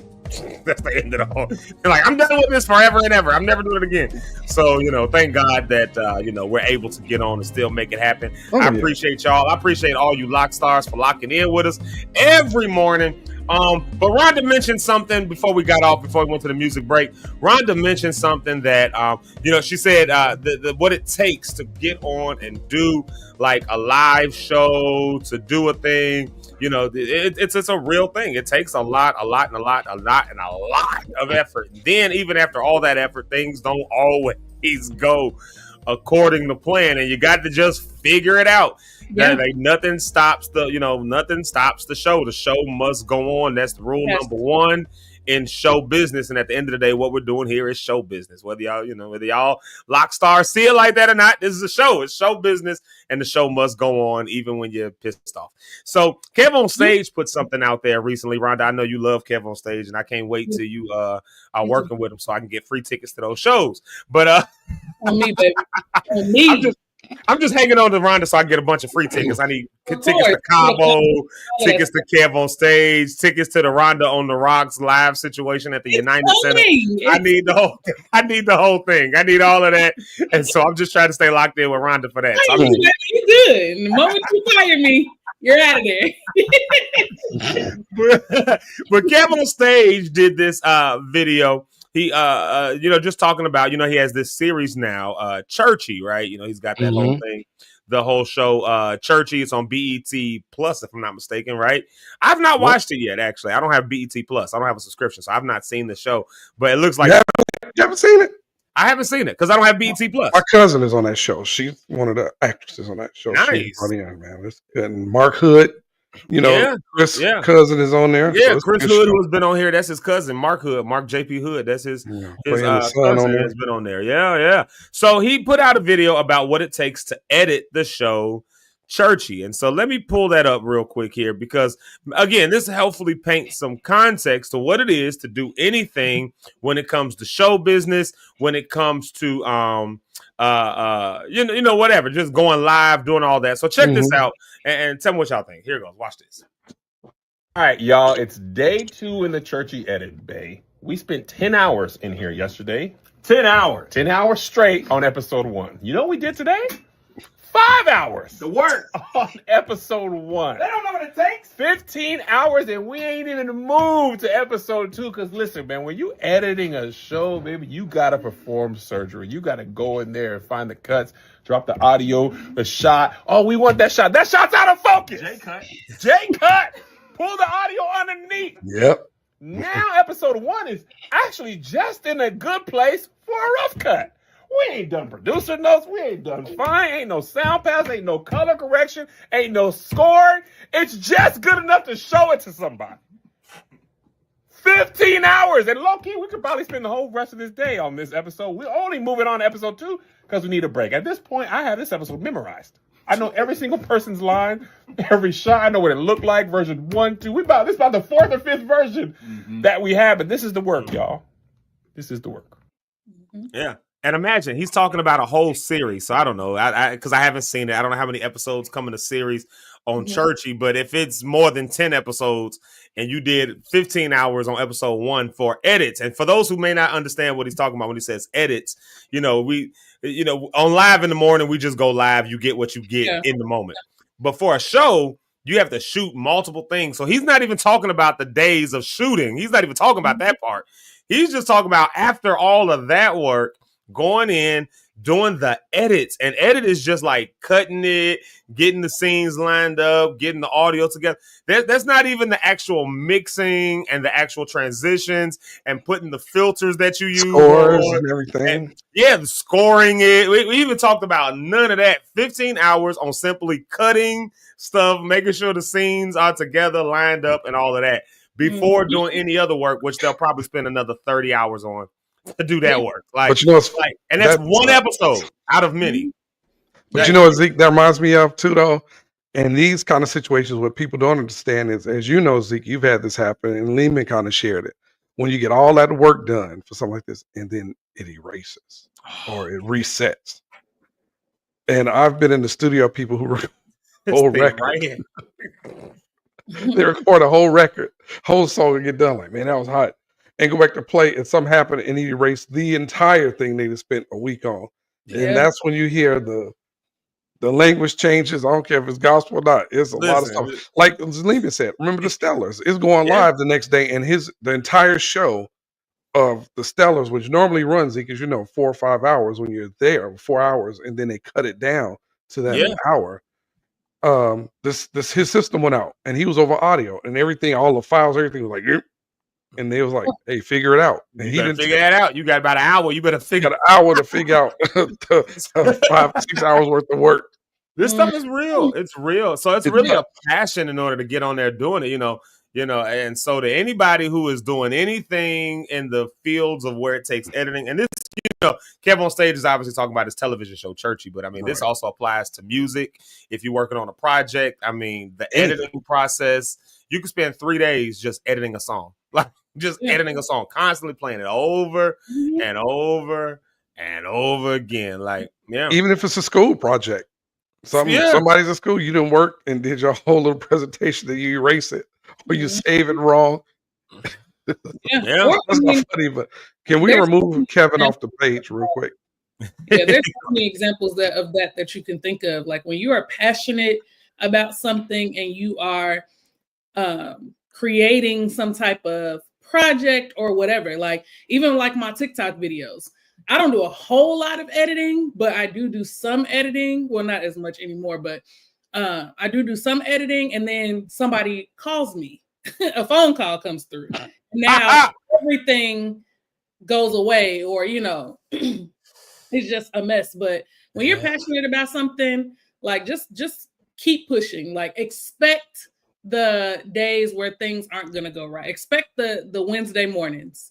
I'll just label it like that. Expect the Wednesday mornings. The Wednesday mornings are going to come, but keep pushing, because after Wednesday is Thursday, and Thursday is much better. So the Wednesday mornings will come, but the Thursdays is what you know what that reminds me of, Zeke, too, is the Texture of a Man tour. And how, remember, everybody got to Atlanta, because I flew into Atlanta. You guys were already there. And how all that money in production was put in. I remember we got to that city, and the promoter's like, "Oh, they canceled the next 2 cities, remember?" Yeah, no, that wasn't Atlanta. Atlanta was a good. Oh, was it in Atlanta when it happened? When they canceled it, we was on our way to the next. Oh, no. Oh, well, no. We was on the road. So Milwaukee, that was coming up to Milwaukee. So Right. they didn't cancel it in Atlanta. They canceled it. We were on the road. On the way. Yeah. We were like in Indiana or something like that. And they like we had, so mind you, we've been on the road by this point because you're on the bus. We've been on the road 12 hours at this point. Like, and then they you find out the canceled it shows as are we're canceled. pulling into Milwaukee. We find out the show is canceled. We had to figure something out. Like, Now, how does the show- Milwaukee had to be fixed, but you remember we were in Atlanta because remember we were at that hotel. And you were outside when I got there. We did the show, and then the next day was canceled. And Brandon was like, "Well, what we go?" And see, those are the situations. It was like a thing of like 3 dates in a row. 3 dates in a row was canceled. Yeah, Now so everybody's it sitting in might the have been hotel. Yeah. Everybody's sitting in the hotel like, what are we gonna do now? And Yeah. you still got to pay people. You still got to cover hotel costs. So even live production on that level, because those mistakes, when people cancel those type of shows for him, that's $60,000 a show that's missing. Somebody canceled 4 of them. That was $240,000 in 4 days. $240,000. Those are expensive cancellations. And when you think about it, even more than that, because again, I remember being in St. Louis because of those shows, and we had some break days that were already in there, which we were in St. Louis for like 6 days or something like that. Yeah. Like 4 days, 5 days. Some people went home. Do. I remember I went and hung out with my cousin Tony. Remember Jerry Thompson, who was on here? I went and hung out at his house for a little while, like, for a couple of days, like, and which proved to be really nice. That was really cool to be able to do that. But these things happen. Like Rhonda just said, Wednesday happens, but Thursday comes around. Come on, what happened on Thursday? He got up. We are thankful. We are thankful. Thankful Thursday, yeah, because we made it through that Wednesday night. We made it over the hump. Yeah. So is it time for me to tell my day? Yes. I was just about to transition you to that. I was just about to do one of these. I was about to do this to you. I was about to do this right here. I was about to go. I was about to give the cue music to, all right, time to transition. All right. So this is, I don't think I've even told this on my own podcast. So you guys get it here first. Hey. So, this had to be before the pandemic for sure. Maybe 2018 or so. Maybe 2018. So I met this guy online, very, very handsome guy. And we talked a lot, like via text, over the phone. But anytime that it was like time to like meet and hang out, there was always like a reason why he couldn't. Like, oh, I got this came up. Oh, I'm tired, blah, blah. So a friend of mine, actually another guy I used to date, is his barber. And so I asked him, like, what's up with, I know you know him because you posted him on your page because you cut his hair. Like, what's up with him? And he like, yeah, Rhonda, I don't, I know you. I don't think that this is the type of guy that you like. I'm like, but no, I mean, we have great conversation, blah, blah, blah. And he's like, nah, especially because he's flaky, whatever. So I'm like, okay, cool. So it kind of like fizzled, like we stopped talking and no hard feelings. There was no like, cut and dry into it. Just kind of fizzled because we could never like link up. And so maybe I even want to say like a year or so later, I was at one of my campuses and I was sitting in the car because I have to sometimes decompress. Depending on what's going on inside the school, I have to like sit in my car, pray, do a little meditation, get myself together, cover myself with the blood and all of that before I go in. And so I see the guy walking his dog, just so happened, walking his dog in the area where my school is. And so I'm looking, because this person has like very distinct features. They have red hair, they have freckles. So you don't see a lot of people who like look like black, black guy. So they're walking. See how you got to do the black, the international black symbol. Yeah. So they're walking, and I'm like, as they get closer to my car, I'm like, this is not what, like, this is not a man. This is a woman. Boobs and everything. Now, mind you, when I saw, hold on, wait a minute. Stop the music. When I saw the pictures, it was like, they had like hoodies on and stuff like that, where you couldn't really tell, but I'm not looking for that because I don't expect, I'm not looking for that. But when I saw this individual, they in person, it was 100% a woman. And I was like, that is why they never wanted to hang out. That is why clearly they were like transitioning. Yeah. And that is why they never wanted to like hang out or get together. And I couldn't understand it because we had great conversation. It never was like sexual conversation, but it was like, very, very engaging conversation.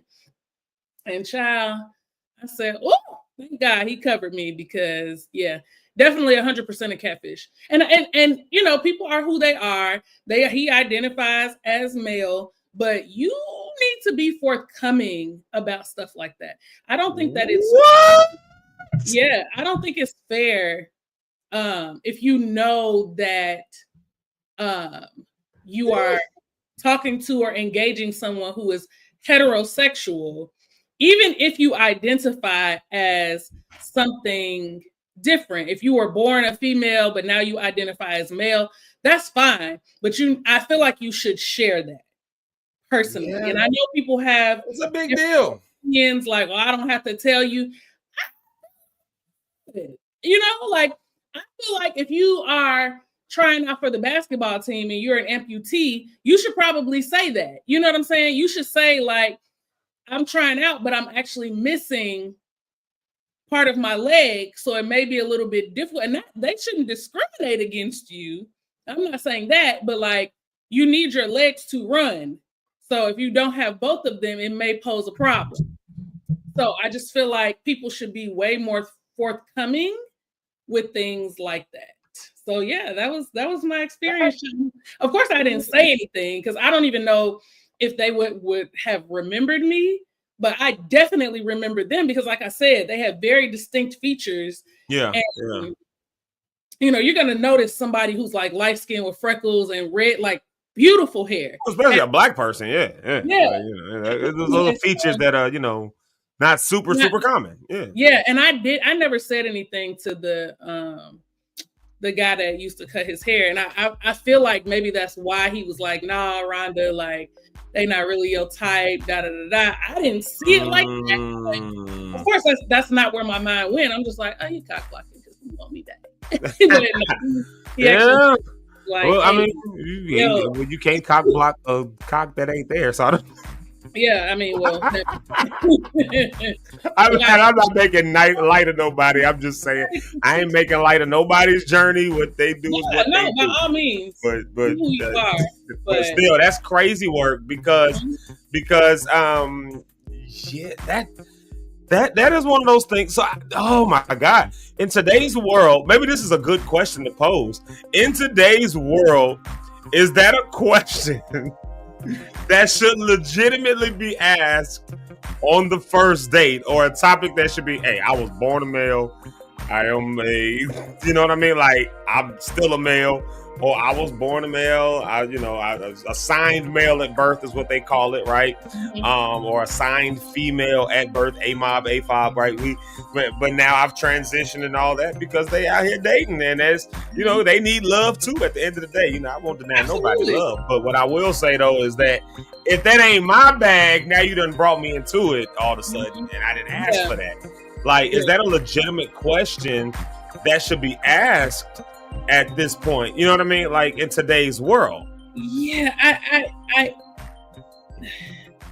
I think it's more awkward for a person to have to ask than for a person to just be transparent. You know what I'm saying? Like, there has to be a reason why you're not forthcoming. Like, hey, I'm Rhonda, I'm 37, I'm transgender, I love chocolate chip cookies. Like, I feel like it should be a part of your introduction, because the assumption is that you were born male, right? And yeah. Respect you in my assumption of who you are. You know what I'm saying? And then you don't give a person a chance to decide, right? Like, I've ran into men who were married. Like, I had no idea that they were married. Like, and I'm not saying that I would date a married man. I absolutely would not. But if they were forthcoming, would you? Listen, no. No. Yes is no.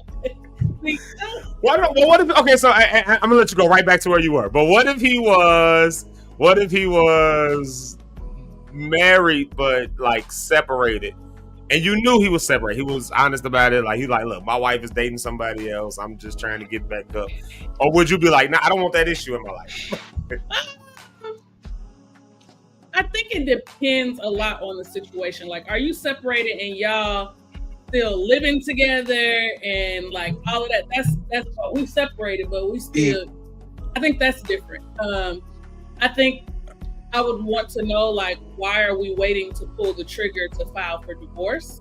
But I also know divorces can be really messy. I don't want to be caught up in the middle of that. So I may defer to, like, we can be friends, like we can get to know each other, but like you need to handle your situation. Because you're still married at the end of the day. Correct. Yeah. Correct. Separated or not, you're still married. Because I was in that situation. I was married, so I'm like, I can't go out and stuff. Yeah, people are different, right? You still legally married, yes, but you know. Yeah. I think it just depends on the person. I think it depends on the person. It depends on the situation. Some people have been separated for a number of years and they have just moved on with their life, still legally married, but have moved on with their life and are doing a bunch of other stuff. So I really think it just depends. It's not something that I'm like looking for, obviously, or like seeking. People are people and life happens and relationships go awry. And what we think is so like cut and dry is not necessarily cut and dry. The amount of people who are like, I mean, why you ain't got nobody? Hell, if it was that easy, like you just go to the Jewels real quick and just pick up. Just go to aisle 3. I love my auntie so much. God bless her. But literally every time I see her, she reminds me that I'm single. She's like, yeah. How old are you? I'm like 37. Yeah. Wow. I mean, and it's almost like, and I know she doesn't mean any harm, but it's almost like suggesting that I just take anything, right? Yeah. Like, I mean, find somebody, and it's like, no, I could be married right now if I really wanted to. I could be married right now. My right hand to God, I can show y'all. This guy that I used to date, his name is Jason. We dated like recently. He texted me yesterday because he like got sick. He was like hospitalized overnight or whatever. So I'm like, hey, you know, like, how are you? You feeling okay? Whatever. And he's like, I'm good. We should elope. And so I jokingly said, oh, you trying to marry me? And he was like, 100%, because I don't want to be alone. I was like, oh, what? So I said that to say, if I really wanted to be married right now, I 100% would. But I don't want to get married for the sake of having somebody. Like when he said that, I was like, oh, I definitely would never marry you now because you just don't want to be alone. You need to get a pet. You got 4 kids, sir. You're never alone. What do you mean? Yeah. Like I don't. So there's this. Go ahead. I'm sorry. No. Go ahead. No. I didn't see you still talking. I'm sorry. No. Go ahead. Go ahead. Well, I was just gonna say, you know, just so as we're talking about like, you know, dating and from a woman's perspective of dating, and obviously we've been talking to you about, you know, dating and going out on a date tomorrow night, which, you know, that's going to be a good old time. First off, thank you for even putting yourself out there to do it. You know what I mean? Because who knows what you get. First date is always that way, especially when it's like this, you know. But you know, it takes a special person to be able to do it and to make it happen and to just at least be open to it. But here's the other side of this. You know, we're talking about women dating, single women trying to date, and all these weird things that happen. Like, so you just told us some crazy stories. For instance, somebody is out there that was a female talking to you and you thought you were dating a male, and now you got to like be worried about it in today's world of, you know, are you born male at birth, which obviously has certain implications. If I want a child with my husband, well, that's just a thing that a transgender person cannot give me. That's just, they cannot give me a seed. You know what I'm saying? They cannot give me a seed. So that ain't a thing that's going to work, you know? So we're going to have to get that from someone. So if that's not a thing you want, that's not your bag. But like the onus now all of a sudden seems like it becomes on the the person that's dating, and we're talking about the female perspective with it today. Mhm. Like almost now the onus is on you to almost come in and have to like ask these questions that your mama and your grandmama and your aunties ain't never had to ask nobody before. Yeah. Like your mama, when she was in her dating world, ain't never had to ask somebody. So were you Mhm. born a male at birth? You know Yeah. what I mean? Or or I don't know, maybe she did have to ask questions like, are you seeing somebody right now? Are you married? you know, but but there's these things, this new world that we live in, and that we pair this up on top of, and I'll throw this in there. We pair it up on top of the fact, like you say, you're 37 years old, right? So millennial dating, the world changed under us. By the time we got out of college, the world had changed. And what our Oh, yeah. parents thought the world was supposed to be for us ain't what the world was. You know what I'm saying? Mhm. So now trying to date and navigate in there where, our uncles and our aunts and our mamas and our grandparents was, the man goes and gets the woman, and he gets Mhm. it's a whole thing, because of course the man is the one with the money. So yeah, of course he's gonna pay for the date, of course. But now we live in a world where women can ask a man on a date and pay for the date and do all the stuff just Yeah. like that, just as well. The world changed. How do you feel about that? I'm really curious in your opinion about this. Like, how do you feel about that? Because again, in 20 years time, we watched it change. But when you were in college and you were first dating and getting into the workforce, the world was one thing. And here we are 20 years or so removed from that. And the world is very different, and you're still dating. So you've seen it all the way across the spectrum. Yeah. How have things changed for the female in that sense? And I'm just gonna pop Rich on the stage so he can hear this conversation too. I'm not doing no special introductions today. Y'all know we man Holmes. There's Rich Holmes. There he is. Hey. That's So not Rich Holmes. I think that what I've learned about dating is that men, in a lot of cases, I feel like sometimes they talk out of both sides of their mouth. Now, hear me out. There are men who are like, no, I think a woman should go after what she wants, and she should, if she's interested, she should say something, blah, blah, blah. But on the other hand, it's like, well, don't be aggressive. I don't want no aggressive woman. And that word is a huge trigger for me, because it's like, I am going to go after what I want. It's not my intention to be aggressive, but if I like you, I'm gonna be like, hey, you are so handsome. You have such a beautiful smile. So whatever, like, are you seeing someone? I'll go there, because I don't mind. And what are you gonna say? I'm seeing somebody. Okay, well, Right. meet you. Listen to Rondo on the Rocks podcast. Like that's always gonna be my default. Like, you like podcasts? You have to like me. Do you like podcasts? Like, so I don't always know what to do, because I feel like a lot of times men are not clear on should a woman approach you. Like, every man is not the traditional man anymore. They just aren't. You know what I mean? I've seen posts and things on social media where men are like, oh, women expect flowers on the first date. Why don't you bring flowers? Bring me flowers. I went on a date last summer, and I bought the guy. I knew he really, really liked cigars. And so I bought him 2 cigars and brought it to the date. That's a dope gift. Stuff like that. Yeah, because I knew first date? The first date. Yeah. Wow. Oh, yeah. How you First do date. it? Something that we had talked about. It was something that I knew that he really liked. And you're taking me out paying for, because we went to lunch, we went to a cigar bar, we had drinks. So it was like a extended date. I don't see anything wrong with, like, that's a vibe. Yeah, bringing him 2 cigars, and they weren't like super expensive.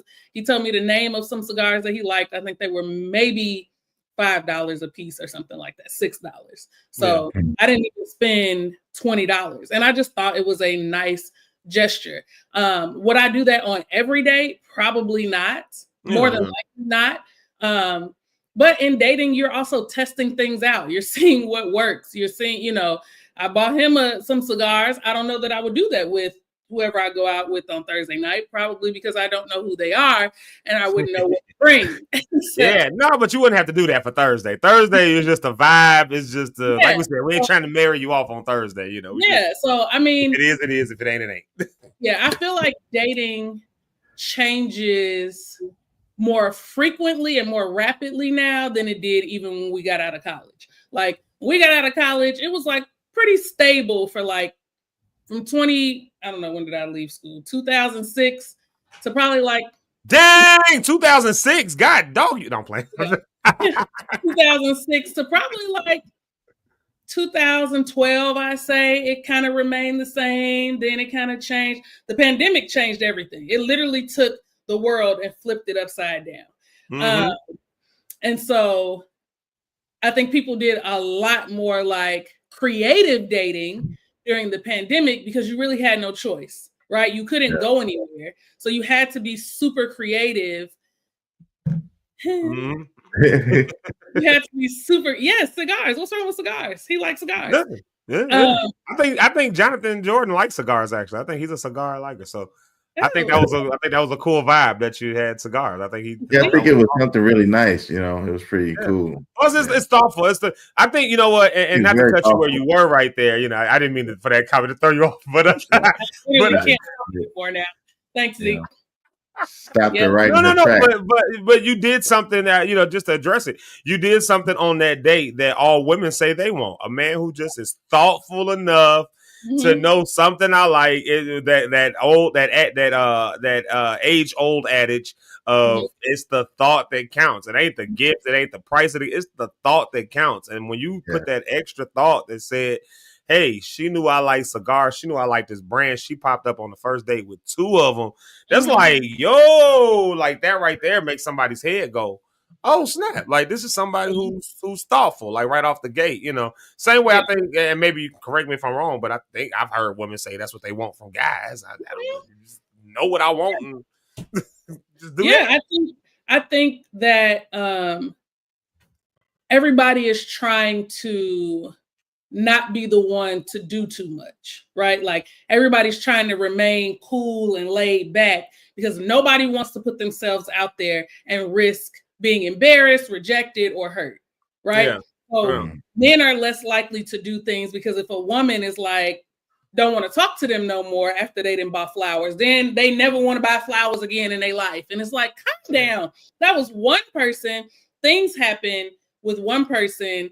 You can, don't let that change who you are as a person. Now, that particular gentleman, that was the only date that we went on. We never went out again after that. Really? That I was going on, we were talking on FaceTime. And he was like, oh, you look distracted. Like, what are you doing? I was like, oh, I'm just adding stuff to my Shein cart. I was just shopping, like, as we were talking on the phone. And so he's like, oh, let me see what you bought. So I share what you're buying. So I share my screen. And I'm just like going through, we just chit-chatting, and he Apple paid me for the entire Shein cart. So yeah, I'm like, well, you just bought my summer wardrobe. God bless you. So, stuff like that happens. And we went out on one date. I bought those cigars. We went out on one day. He bought the Shein cart. And then after that, it just kind of like fizzled. Like we tried to, hang out again or whatever. And it just like our schedules couldn't really align. Yeah, it happens. Yeah.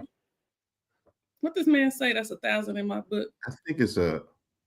Oh, the cigars, the cigars. Yeah. I was like, I see the context here. Yeah, he said cigars. Say yes, I do like cigars. I'm trying to find his comments and track them. I think it was a tracking of. It's a little bit of a delay between the live and the. He's asking for your cash app. I don't want to look at the comments. Comments distract me. I'm gonna look at our chat and don't come in here typing either, Eric, and throw me off. What are you talking about? Random stuff. I don't want to look at the chat that's happening because it's distracting. I'm trying to read both. So I said, I'm just going to look at the backstage chat. And I said, for you not to come in there typing nothing, trying to distract me. But anyway, said all that to say, I feel like people are more creative now since the pandemic when it comes to dating, which I like creativity. Like I said, I'm into more activities now than just like food. and drinks, like that can be a part of it, but I don't want that to be the only thing that we do on a date is just eat. And that's so. Let me ask you this: would you attribute that to being a little old? And I use this word loosely, but I mean you are older now than you were when you first started dating. But as you get older, you experience more things. You see more things around the world.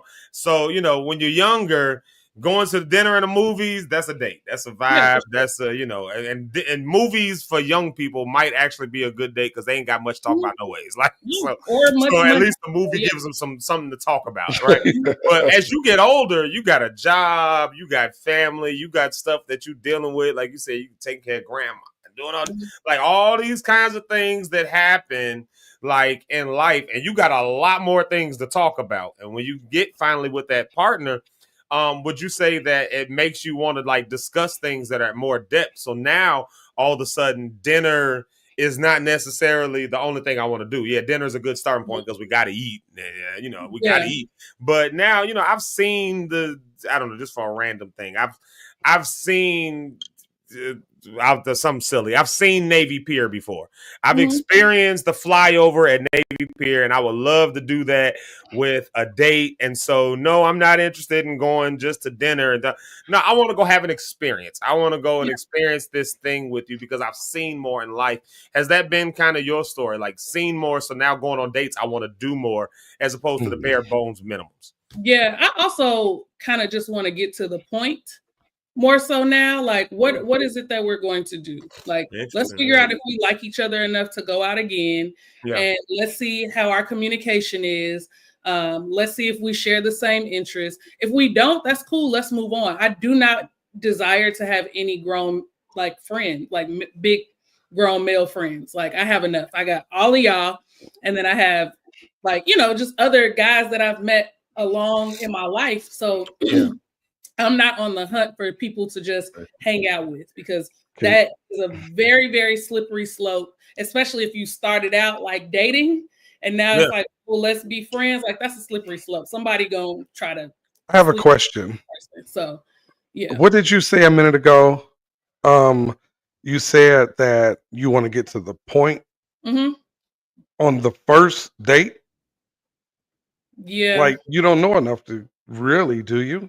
I want to know enough to know if I'm going out with you on another date. Yeah, I can see that. Okay. Yeah. I would be the same way. I'm going to marry you, but people know very early on if they are actually interested in a person. I agree with that.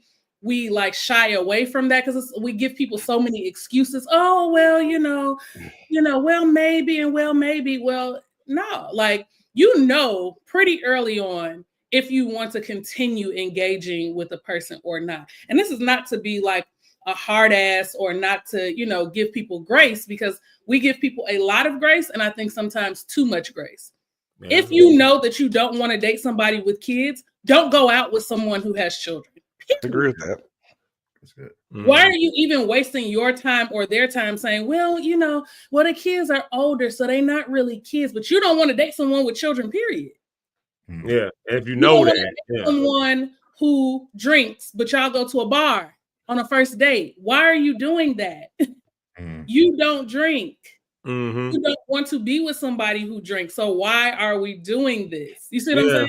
What if you're just open to new experiences, though? Right. That's what I'm going to say. It could be a new experience, and you could change. You could, but if you know what you want. And I think drinking, that maybe is not a good example. Things more permanent. Somebody who's been married before, somebody who has children, somebody who has a disability. Like, if you know you don't want to date someone who has a disability, why are you going out with someone who has a disability, like a physical disability, if you know that's not your vibe? Yeah, you want to run marathons and you can't. You like to run marathons, they can't run with you. Yeah. And I'm not trying to be an asshole, but but it's a real thing. It's a real thing, and people shy away from talking about that, and that is why people get into these relationships and they're so miserable and unhappy, and then they're cheating, and the next thing you know, you got a side chick on your hands. You know what I'm saying? You side chicking for somebody because that's who you actually like. You actually like the guy with money who doesn't have a disability, who does not have kids, who hasn't been married before. Now you over there like, I'll take whatever I can get from him because what I got over here is not what I really want. You know what I'm saying? And I think there is a huge rise, maybe since the pandemic, maybe, I don't know, longer than that, a huge rise in side chicks and side niggas. Like, it ain't just the chicks. They just be willing to be on the side too.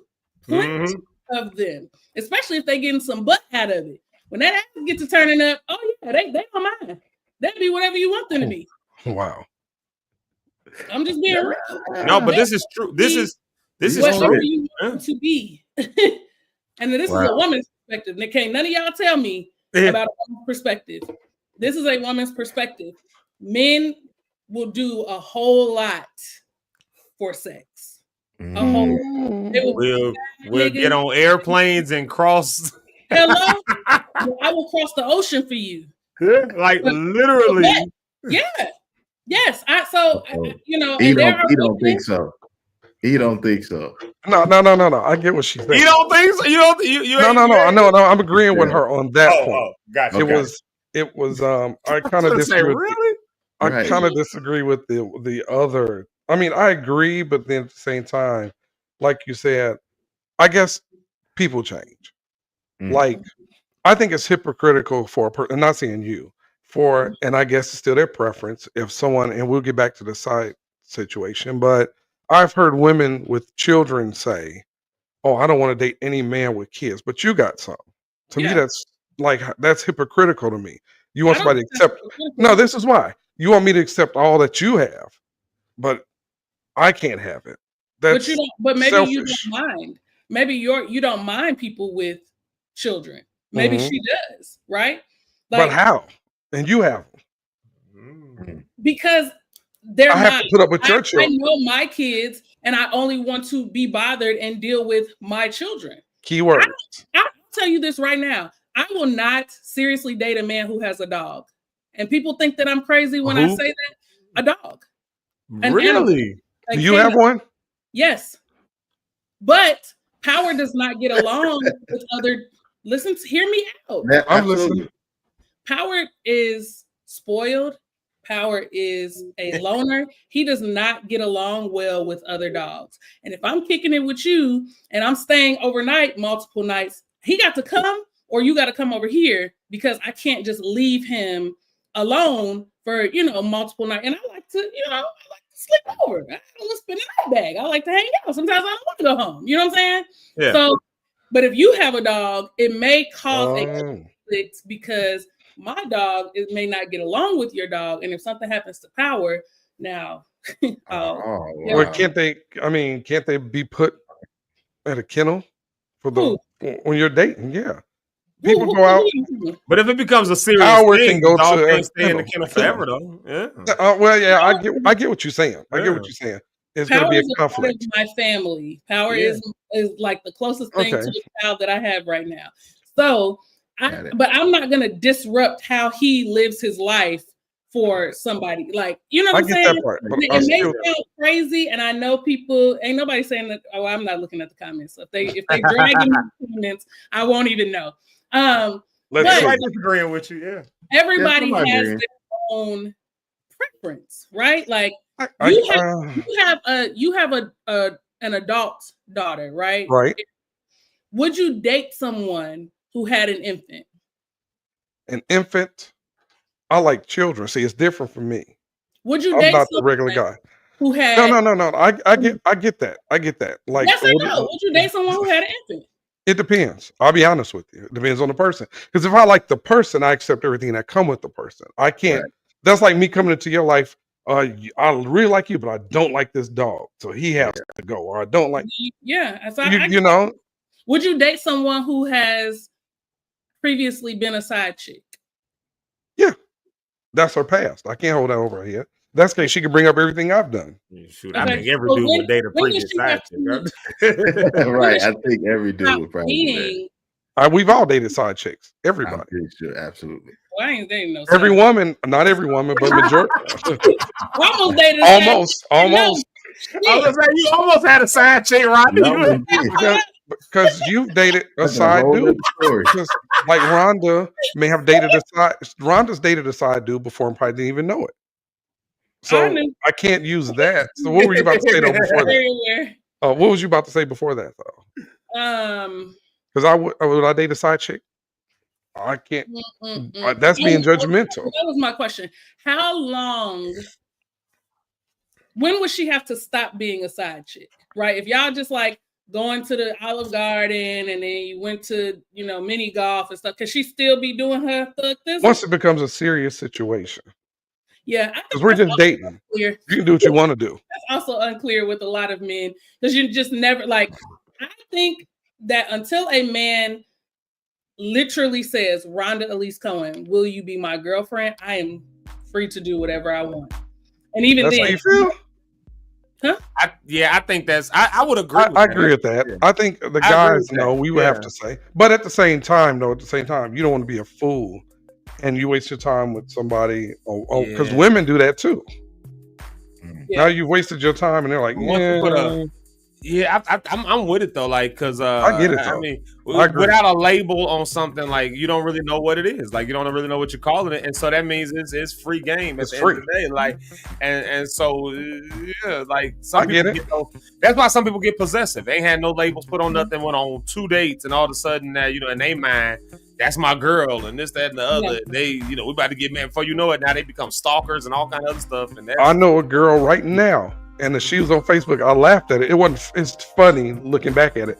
She's out to eat with her girlfriends, hanging out, and you know how you have your cameras at your house give you an alert on your phone. Mm-hmm. This dude is outside winding up like he's throwing baseballs, egging her house and her car. And I'm like, she said she's looking. I mean, he's rare back with it, dude. She showed me the video. He's tagging the house. He had a jumbo eggs, 24 pack. So he went to Sam's and got these eggs right. Doom in business. And I said, how long was y'all to throw eggs at somebody's house in 2025? But that's what I asked her. How long were y'all dating? She said, dude, we went out on 2 dates. Mm-hmm. She said, I haven't seen this Negro in years. And the voicemails was like, it's going back to what you just said. You get a stalker mentality. Why you don't answer the phone? I know you at work, you got an earpiece in. You can put one earpiece in this ear and the other one and talk to me. It's weird. But this dude egged this woman's house the other night. He must have been a side nigga because that's, sometimes they forget they roll. Oh, wow. Next thing you know. Not the roll. Their roll. I think women forget their rolls faster. Playing second. As if you are playing on a team, because when you play on a sports team, everyone has a role, right or wrong. Right. Yeah. The point guard, the center, that's basketball. And then the football, the tight end, the quarterback. Are you mansplaining men right now? Everybody has a role. And when you don't do your role, then the play gets messed up. I think more women forget their role. You said. What is it like that? I think grab that tea, crab motion. I think sis. I can't see the comments. I think more women forget their role quicker than the guys do. I don't know. Yeah, women will pop up at your house. They pop up on you like with it and like, hey, think how often women do it more. That's think about it. That's subjective. Maybe in your experience. No, it's realistic. That's nothing to do with subjective. Men do it too sometimes. This is what I'm saying. Men do it. Don't get me wrong. I'm not saying men don't do it, but I think women tend to do it a little bit more because how often do you see a guy and a woman pop up? You're like, oh, you know what we got going? Well, I feel like this because women are more emotional. Your emotions get wrapped up in a person quicker. Some men do, but women are more emotional people. That's true. I think women for sure are emotional, but I don't think women are more emotional than men. Yes. No. I'm saying you all hide their emotions because they have to keep on this mask of I'm the man and I agree with that. I can't show my feelings. Women show their emotions more, but that doesn't mean that women get attached more quicker. I don't think that's true either. Mm-hmm. I don't think that's true either. It's true. I don't think it's one more than the other. I feel like people get attached. I don't think one gets more attached than the other. I think that depending on your situation, I've had men who were attached to me that I was not attached to, and I've had niggas who I put a box of instant mashed potatoes in their yard and it rained and they had a yard full of mashed potatoes. Like, what? Yeah. What does that even mean? Petty! Oh no! Potatoes, and you know when you wet them, they it's flakes. Oh, okay, all right. Yeah. So, yeah. Petty. Okay.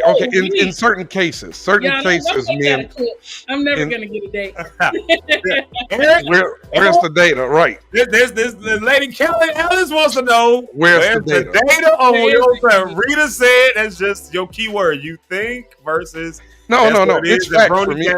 The women are now chiming in. The women now they can for you now. I'm ready for them. Look. I don't care what none of y'all say. Women are more led more by their emotions than men. Men are emotional too, but women are more emotionally led. This is why I say that. Yeah, I think because you think that. I think you think that way, Eric, because you struggle to show your emotions. I think that's why you think that way. I think that because you are constantly working to hide your emotions and not be vulnerable and show people who you really are, then you believe that women are more emotional. When really, we can all be a little bit more in touch with our emotions and things like that. I think, Eric, to be not to say that you are. A struggle to be who? Whatever be. I think you would struggle to be a side guy. You would struggle. Oh, definitely not. You would not be able to control your emotions. Oh no! I could definitely control them. No, let them know, Eric. Let her know. Yeah, man. I'm gonna let you know. Because let me tell you something. Been there. Tell me about when you was a side nigga. With the chest, man. Hey, this is how I feel about it. I'm gonna get to that. Stalking is about control, not emotions. Period. Talk, Kelly. Speak now. Okay, I agree. Look at that. Lots of perspectives chiming in here. Yeah, lots of perspectives chiming in. I'm just scrolling through the comments real quick so we can move because we do have our special guest that we got to get up there on the stage. That's how we do, y'all. We just get y'all riled up and then leave y'all hanging. That's how we. Oh, I'm finna really rile them up. Look. Look. Now I will say this much because we do have to. I'm going to a music break. We do have to move along. This is good convo. This is exactly why we have Relationship Week, so we can understand some of these differences. Because I think that what we've experienced is that for some of us as men, we have seen women who were very much emotionally led and all that. But I would argue that men. I make this argument. This is where I have to probably break off of the brothers. I would make the argument that men are probably far more emotional than women, especially when it comes to love and relationships, which is why we end up with all these control issues. And here's what I think we do. We just know emotions. I think it boils down to the definition of the word emotional. If in your mind emotional means crying and doing all that, then you won't. But emotions has nothing to do with crying. Crying is just an expression of an emotion. Men, I'll tell you the way that I heard Pastor what's his name, Westside Maywood. Who am I talking about? Maywood, tall, light skin. God, you know who I'm talking about? Marvin Wiley. On Smokey Norfolk's live album. This is about 20 years ago. He said on there, you claim you're not emotional. He said, yeah, you emotional. Let somebody cut you off in traffic. You going, what the you doing? That's emotions rising up. So men show emotion a lot more in things like anger and all those kinds of areas. For those areas, but as far as but that's still emotional. And those things end up popping up in ways where men end up becoming abusive. They end up becoming possessive. They end up becoming all. I think women are more possessive. Yeah, they could be possessive. I think people in general, and I think it's what Rhonda was saying, people in extremely general possessive. But this is why, if I can leave it here so we can go to a music break and bring women can't let stuff go. Men can't either though. I mean, I know men right now who ain't dated a chick in 15 years and they still trying to get in them draws. But how many women we know still hanging out with the ex's family? Get out of here. You're not a part of the family That's no on more. the ex. Yeah, but I think that's a people How thing many more than a cousins men are and women inviting thing. the ex in? Like, come on now. She need to have the mindset to say, I'm not a part of that family. Why do I keep want to go around And where the I'm not family wanted also by needs the to have person? the mindset to say, this is not a one-sided thing. You want to put it all It's on one-sided. when people are being invited in. This is Fine, why it's but- one-sided. This is why it's one-sided. Where's I have the ability to say, I'm not going. That's my ex's house. I'm not going. They're not having a gun to my head to show up. I don't care who invites me. I'm not going. It's common sense. I'm not supposed to that be you there. weren't invited. Maybe you weren't invited, and maybe that's No. I'm invited, but for me, it's like, why would I go over there if she don't want me there? I don't want to be there. It's not about her family. I wasn't with her family. I was with her. So if the person I was with and I aren't involved in your dating, they shouldn't be. Okay. Well, you date in solo, so I don't know how you date. I could not imagine.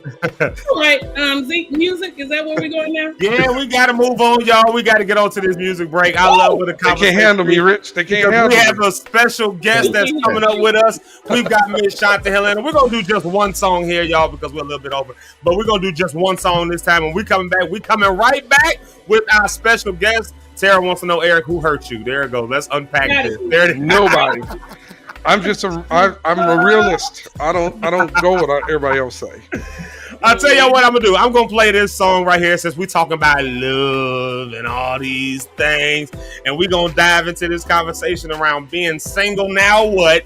And the conversation of side chicks winning, because we have special author that's gonna be here with us to talk about all that stuff. But let's take a decompression break. Plus, I'm still pissed off at StreamYard this morning. See, my emotions getting in the way. I'm still mad at StreamYard. I ain't quite got over it, y'all. I just be honest with you, I ain't got over it. So let's see here. I'm gonna play, since we're talking about love, I'm gonna play my cousin, Burning Bridges. I just like that song. I need a vibe. Here we go, Burning Bridges, and we coming right back with our special guest.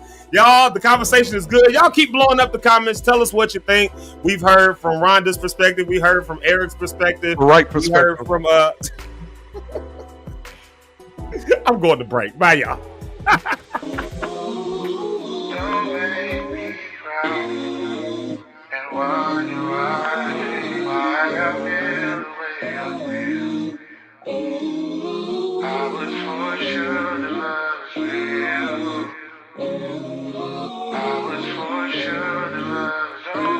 You make me wonder why I even lost you. You had me shedding tears like a faucet. I'm scared to fall in love cause it costs you. You can feel the pain going through my pulse. You got me out here changing and out. You taking up a space in my heart. Sometimes thinking about the past give me nausea. Sometimes thinking about the past also. Lately I'm approaching the future with some caution. Really had me believing I was yours. Breaking my heart in pieces, broke yours. Are you sure that's what you wanna do? You can only pick one side. I guess you done chose. Made you number one, you didn't cross me too. One time is enough for me to cut you loose. Try to take your word, I ain't need no proof. But now that bridge is burned, I'd rather live and learn than live without the truth. Really had me believing I was yours. Breaking my heart in pieces, broke yours. Really had me believing I was yours. Breaking my heart in pieces, broke yours. Are you sure that's what you wanna do? You can only pick one side. I guess you done chose.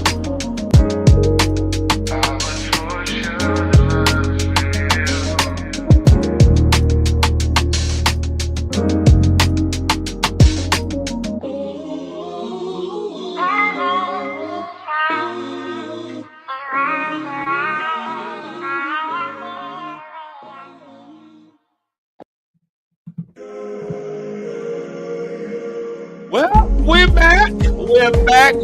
How do I get this off the stage? Get this thing off the stage. There you go. And we're back, y'all. We're back. Hey, y'all, thank y'all so much for locking in with us on today. We've got a special guest that's here with us. But before we bring her up to the stage and I get everybody back up on the stage with me, y'all do me a favor. Please make sure you are subscribed. Zeke Locke. Make sure you're following. Make sure you're doing all that stuff. Even when we not having a good day with the StreamYards, we still having a good day with the content, because it is a great way to start your day. And we've been blowing the content up on today. It's been good conversation. But now we about to bring somebody. We about to bring somebody to the stage. Before I bring her up real quick, let me do this. Let me get everybody else to the stage. Let's get, there we are. Miss Rhonda on the rocks. Rhonda on the, I said we was auctioning Rhonda off, so I might call her Rhonda on the blocks. But she said y'all really hate about auctioning me off. But we're not doing that. We not auctioning her off. We are choosing. So there it is. Because me and Rich still got this thing. Rhonda had to tell me and Rich, yo, I'm a grown woman now. Y'all cannot big brother me no more. So there it is. But we got Rhonda, we got Eric, we got Rich. But Rich, we got a special guest that's coming up today. She is an author. She is a business owner. She is a podcaster. She is a mom. She is a let me see what else. She is a superstar. She is a superstar. So I'll tell you what, Rich, I already took most of the energy, but you go ahead and introduce Shanti. All right, so I'm bringing it up to the stage. You did a great job. A great homie, a good friend, and she's just an all-around great girl. Y'all give it up for the one and only Shanti Helena. Hey. Welcome, Shanti. Hi, good morning, everyone. How you doing? Thank you for morning. having me today. Yeah, absolutely. Thank you for getting up early in the morning and being on with us today. I know you got a baby. You gotta get up early anyway. So. There you go. I've never had kids, but I've heard that it's not the easiest thing to do in the world. Unless you were raising Zeke Locke, because Zeke Locke, my mother will tell y'all, I was the easiest person to ever raise, and I was all rainbows and sunshine my whole life. So, you know, I pray a Zeke Locke type baby over all y'all's lives. There you go. Amen. No, all jokes. Shanti, thank you so much for being with us this morning. Welcome to Zeke Live in the Morning. We appreciate you for getting on here, being here with us. And this conversation, I think, is going to be good. As you can see, Eric and Rhonda done already got us kicked off. They done got the audience pissed off. The ladies in the comments messing with the truth hurts. The ladies mad at Eric and the fellas mad at Rhonda, and we about to have a war going on. Don't be mad at me, baby. I'm just the messenger, okay? Yes. Oh, and to that effect, you the messenger, and you done wrote about it. You done talked about it. You done been vulnerable. And one thing we do over here at Zeke Live in the Morning, we is vulnerable over here. We done put all our emotions on the thing. We argue with each other. We hug each other. We cry sometimes. We do all of that over here. And that's why Rich said, you got to have Shanti on. You got to have, I said, call her up, see if she'll come on. And so we appreciate you. So let's get into it. Let's dive into it. So you wrote a couple of books, and, you know, I was stalking your Amazon and your page and all your stuff, so I can make sure I got, you know, the right info, you know, all that stuff like that. Absolutely. And you got two books that both of them done turn the world upside down, Shanti. You know what? I'm gonna say this. My first book turned the world upside down. So it was rough with some feathers. But if you read the comments on Amazon, they all say the same thing. Don't judge a book by its title. Like, just do not judge it by its title. I purposely did that because, one, I work in marketing and I know how to ruff some feathers. It was a strategy behind the title, but the title also still meant something in the book as well. Like I wrote this book in 2018. That's when SZA came out, the side chick wave was out. I was like, I got a story to tell. So, a lot of people always ask me, like, what motivated you to write this book, right? Well, I'm gonna be honest, I was a side chick that I was unaware of, okay? And I talk about that in the book. I talk about there's 3 different type of side chicks. You have the unaware, you have the aware, and you have the combo chick. Baby, I went through all of them, okay? And it was like a very dark space, and I'm just like, I would never want another woman to go through what I went through. So I'm like, I gotta write a book. I gotta put the girls on. I gotta prepare them because baby, these side chicks be out here. There's some side chicks, like when I was a side chick, I honestly did not know I was a side chick at all. I'm not gonna give too much in detail, but I became a combo side chick where now I'm aware, but I'm still there. But it's like years is into it. But eventually I end up with just coming to my senses, like, you know what? It's not worth it, just walk away, Yeah. at the end of the day. But I do drop some good gems in the book. I talk about what entice a man. Why do they like side chicks? They like Yeah. fun girls. They like fun girls. They like girls. And there's different types of there's a side chicks, there's a mistress. Like we can go down this rabbit hole all the way down, okay? But Yeah. and then, I like the fun girl, someone who's available and basically whatever the woman is not doing at home, that's what they want, whatever, right? But then I also talk about there are some women that's doing everything at home and the man just still greedy. He's still greedy. He still want to have his cake and eat it too. So there's many reasons on why, from my personal experience and from all the interviews that I did to conduct this book, on why men would, step out on their partner as well. Interesting. Yeah. Let me do this. Let me get the graphic to the book on the stage so the people know what we're talking about. So the book is entitled "Why Side Chicks Winning." I'm gonna put it up. I'm gonna put it up in a different way so it shows up. So you said you did some research on this. There's the book right there. You said you did some research around this. You conducted interviews. You did the whole nine with that. So just out of curiosity, who did you interview? More women? You interviewed more men? Who did you? Or did you kind of do an equal? Balance. It was an equal balance. It was an equal balance. I interviewed some married couples, unmarried couples, people that's in long-term relationships, some people that was single.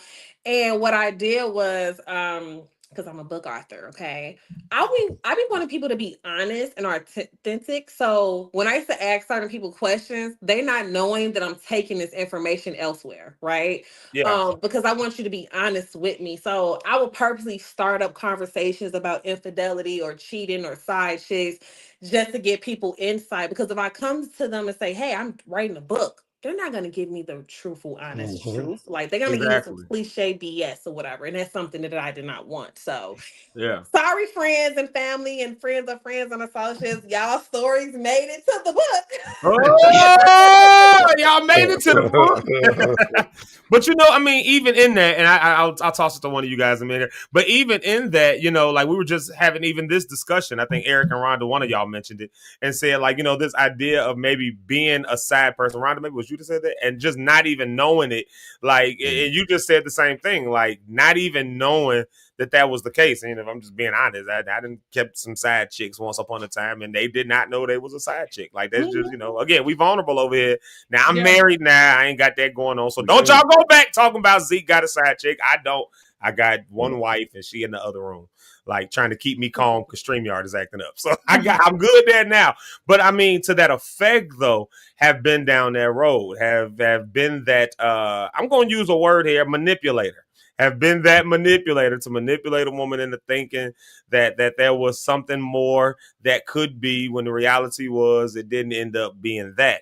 And so, like, when you were in that experience, is that what you experienced? That you had like you thought that you was all in, you thought that it was going to be something, baby, only to find out. Man was available, baby, he was available. Okay. Mm-hmm. He was available. And that's how I found out about him being married. His own How? What happened? His own best friend told me. His homeboy told me. The bro. Homie. That's a whole nother subject for another day. Yikes. But is that a breaking bro code, y'all? Is that a breaking the bro code though, or break your face code? That's what that is. So you said what? But when I found out about it, you know how like certain things make sense later on. You be like, you start connecting those dots or whatever.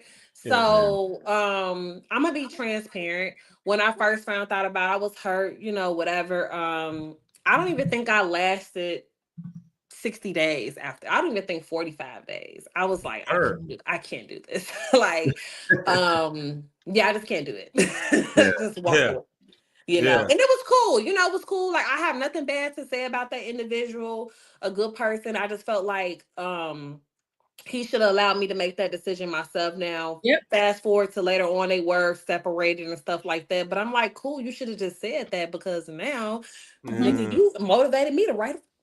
You know what I'm saying? So It's turned into a testimony. I turned my pain into coins. Okay, Pain into profit, baby. Pain into and then profit. It ain't worth it if I ain't getting $1.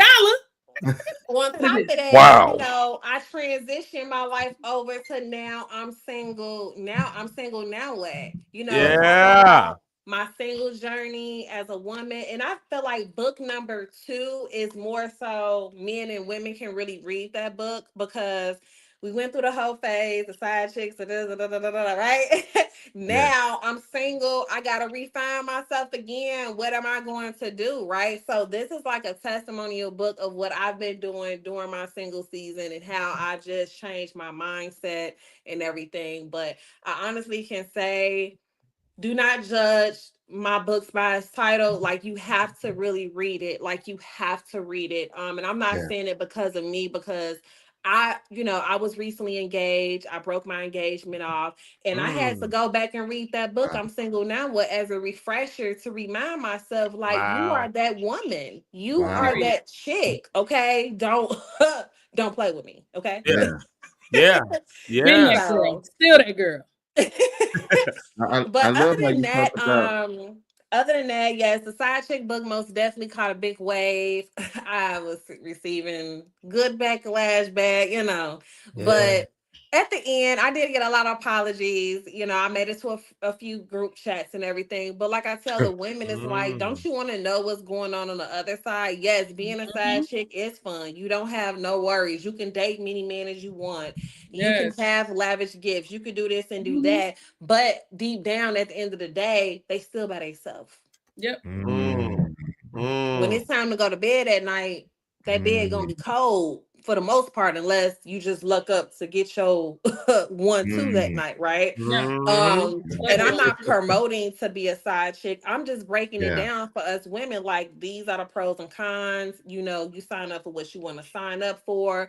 I tell my God, look, baby, you want blonde today, you want black today. I could be whoever you want me to be. Okay. Wow.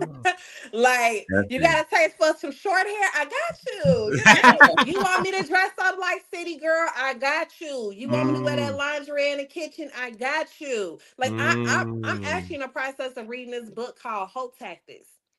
I feel like I've heard of that book, actually. I think I've heard of that book. And I'm like, he basically said, he was like, if you want to do this and get this man to it, you got to act like a hoe sometime in your relationship. And guess what? Yeah. I'm gonna be acting like a hoe. Hotation. Exactly. So, and then also just to be learning for myself too, like, you know, when you get comfortable in a relationship, as men and women, you know, women, we walk around with our do-rags on, scarves on. Baby, not me, honey. I got my lashes on, my wig on, my makeup on, and I could just, because I just know what's out here, okay? And I have a lot of male friends, and they be like, these women is crazy. They applying pressure. And I'm like, well, what kind of pressure is they applying? Put a sister on, right? So I'm like, well, shoot, I'm gonna start wearing my lingerie in the kitchen cooking. Okay, I'm just gonna randomly do this. Because this is what they doing, right? This is what they want. So how about you do it in your household when your man ain't gotta go nowhere to do it? But if he still go somewhere and do it, baby, guess what? He just like, run, okay? But you know, that's a whole nother subject. That's a whole nother subject. You said a lot. Let's preach to the people. That was good. Yes, indeed. No, I'm just being real. Like, I felt like this. If you want to, the moral story of this book is, the side chick is really not winning. I'm gonna be real. They win it in certain areas, but at the end of the day, the person that's gonna win is the person who walk away. That's the winner. That is the winner. Whoever walks away is a winner. You may not see it at that given time, but later on, you're gonna be like, man, I'm glad I made that decision that I made at the end of the day, right? Yeah. So see, I'm gonna encourage everyone, if you get a chance, to actually read the book. I know you may see the title, and she did it on marketing purposes, like she said, but even how she just got to that and landed, that's an amazing part, because they really not winning. It's all a facade. It's all what society is telling, what culture's made up. So, and that's what I love about the book. And then it kind of said, I ain't read this the second one yet. I ain't gonna lie to you, but I did read the first one. So yeah, but it's good, man. It's a good read. Yeah. Thank you. But actually, the second book, it came. I didn't have a successful press run with my second book because it launched during COVID. And I was pregnant at the time, and I did not know that I was going to have my daughter at 25 weeks. And it was around the time that I was supposed to do my launch party and everything. So I just had to cancel everything and deliver a baby in the midst of COVID and trying to launch this book. So what was more important, your book or baby? No, I'm playing. They both are babies. Wow. I know, Rhonda, you had something you wanted to get in there, and I know you got to run soon, so that's why Yeah, I do, and I really hate that of all days I have to leave early today. But it is really brave of you, I think, to write a book that is so controversial, especially for someone like me who grew up in church, and I have this very churchy background. But when listening to you talk about men want to see you be a little bit of a hoe. I agree with that 100%. Girl, you gotta be a city girl. Yeah, yes, a city girl. I love a city girl. Is your book on audiobook or is it just? It's just on ebook and the actual physical book. Audio is something I have been thinking about, but actually going through a lot of different companies' price points to figure out who got the best deal. Yeah. Someone who was a guest on this show, Sheridan Davis. I don't know if she does the audiobook thing. I feel like she does. I feel like she mentioned that when she was on here. So maybe go back and watch that. Because I feel like she does do the audiobook things too. She's also a Black woman who is an author. Her books are more about growing up in church and being a woman and all of that good stuff. Really, really good book. So shout out to Sheridan Davis. I don't know if she's on here, but shout out to her. She definitely has a publishing company that you may want to just link up because I know she does the audiobook thing there. Connections. Send it over to me. Yes, ma'am. I will. I follow you on social media already, so once I find her page, I'll just send it to you. And y'all can go from there. So you talked about going through a number of emotions when you found out that you were a side chick. What do you think was your breaking point where you were like, I actually can't do this? Was there a specific it was just the idea. It was just because I'm a woman's woman. It made me sick to my stomach. You really playing in this lady face. You really playing in this lady face. And if it was that bad, then why you ain't just divorce and just leave, right? Why did you just try to live a double life? You know what I'm saying? It was just the whole idea and the concept. And just me as a human, it's I wouldn't want no one to do that to me. For sure. You know, maybe if he would, and I'm gonna keep it a buck with you. If he would have came to me and was like, hey, I'm going through a separation right now. I ain't gonna lie. At the time, I was 25, 26. I probably would have entertained it. Okay. Yeah. Because he wasn't living there. It was a lot to that story, whatever. But when you make the decision for me, that's when I have a problem. Yeah.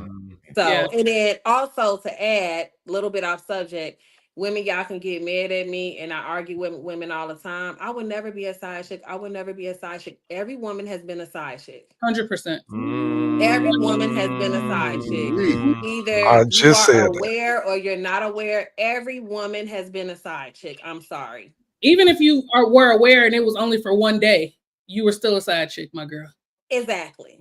Exactly. So, I get a lot of women I would never. And I'm like, girl, look, so you in them shoes, you don't understand. Every woman, because think about it, is everyone really 100% single? No. Everybody got something. And if it ain't us, it doesn't matter. Everybody got something at the end of the day. I'm sorry. Yeah. Now, I'm glad she said that part about every woman has been one, because when I just said that, they jumped on me in the comments. So thank you for saying what I just said. Yes, I definitely said that. I said every woman has been a side chick at one time. Okay.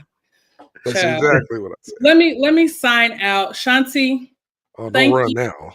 for being here. Thank you. You see how men can never let a woman talk. You see how a woman can't just never get her words out without a man trying to interject and say how right he is. Shanti, I'll start over so I can give you your flowers. Thank you so much for being here. Thank you for being so brave to write a book that not only women need to read, but men need to read as well. Thank you for the courage that it took to like put yourself out there and say, you know what, this is my story. I'm going to tell it. A lot of people are not brave enough to do that. So thank you so much for doing that. I am signing out. Life is choice driven. Y'all have the rest of your day. Now you stealing Richard's lines. Back. She's stealing my lines. She keeps stealing my lines. All right, Rhonda, you go ahead, Rhonda.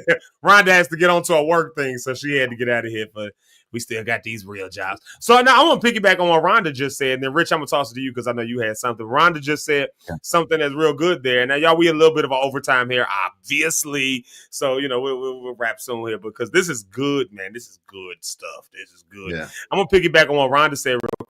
Yeah, a lot of folks will not go out there with their business that way and just be, you know, like, yeah, I've been side chick. I've been the such and such. Maybe, what do you attribute that to, I would say? Do you attribute that to a fear of vulnerability for some folks? Because, you know, it's a bold claim. We say every woman at some point has been a side chick. Like bold it's an claim, you know? I mean, let's just be real. It's an embarrassing. You know, it's embarrassing. But I always tell people, like, it's your story. Don't be embarrassed by your story. You got to play. And it's for men, too. Women, we ain't nothing either, okay? We ain't going to throw the men under the bus because we have our moments, too. But at the end of the day, it's like, I think it's just an embarrassing thing to just talk about. Do I feel like those conversations held behind closed doors with like a close friend or something? Absolutely. But just to the world, absolutely not. Mm-hmm. My job know about my book. Yeah. Mm-hmm. Yeah. I'm not hiding it. Interesting. Because I know they Google me. Right. You know. Right.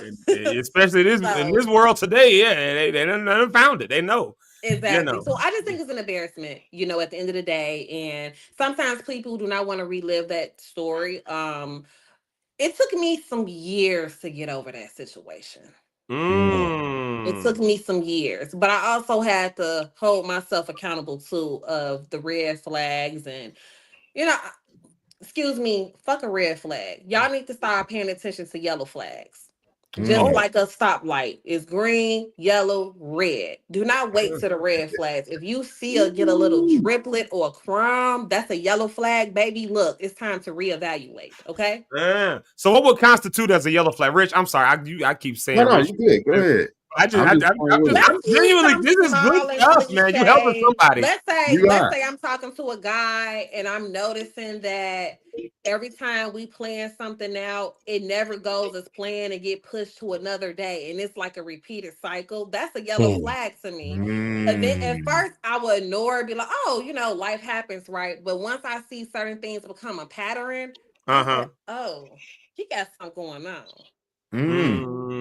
Because because you never cannot be available on the day that that's because your wife or woman then pencil something in and you can't tell that, you know, you can't tell her no, right? Because that's wifey, right? So you have to pick and choose. But don't get me wrong, it's some men that will try, you know, but I mean that could be a bad example, but overall, when you notice something become a pattern and you keep brushing on the rug like it's nothing because your heart is not into it, no, you need to pay attention to that.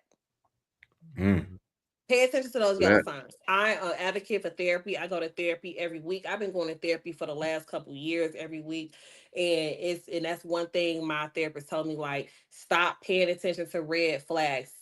Yellow flags, and that's just not in relationships, that's friendships, that's jobs, that's whatever. You see a little glimpse of it, act on it, and it's now at this point, once you become aware, shame on you, because I'm not going to give you a pity story because you was already aware of it and you didn't do nothing about it. You just kept sweeping it under the rug, so I'm not going to feel bad for you. Yeah, good. That's good. I wanted to talk about, because I know some people are saying there's some really good positive parts of being the side chick, and of course, Oh yes. I'm supporting all relationships. I'm hoping everybody get married and everything. But I can't help but think of business side because I do work with clients and people and the professional athletes and different things like that. And the side chicks is a big deal in that arena, in that industry. And so, can you speak to, like, okay, the money that comes with it? Because that's what I get in inbox and text message. Can I talk about money that comes with this? And I'll be like, Yes, well, you get. I try to give a I mean, it spiritual depends on the perspective. tax bracket Yeah. of the dude you dealing with. To be honest, I mean, you're gonna Okay. get money, right? You're gonna get money. You're gonna have the freedom. Great bedroom. Like you're the fun girl. Like you pretty much is like his fantasy, if that makes sense, right? Yeah. You're his fantasy, you're his happy time, you're his everything for that moment, right? And yes, you're going to be compensated for that, at the end of the day. But also during that, I wish my mom was here. The more money, and I could be wrong, this is what my mama said. She was like the more money a man put in you, the more he's going to be invested into you. And that is true. When I was a side chick, yeah, I had thousands, a lot. And he was going up with a fight, baby. He was going up with a fight. He was like, "Man, I invested too much money and too much time into this."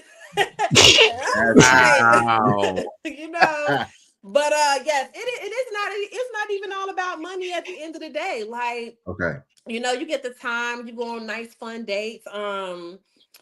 It's like being in a relationship with zero problems. No arguments, no fights. It's happy time. It's good.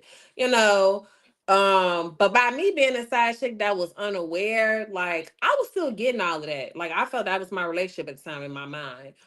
He was spending the night, the family, like it was no secret. Like it was like, no, first off, I have a clingy type of personality, so it's hard to hide me anyway. So good luck on that. But it's more than money. You know what I'm saying? It's more than money. But women, side chicks, they do have the flexibility of dating different men if they want to. Some women I've known that's been side chicks that was loyal side chicks. Gotcha.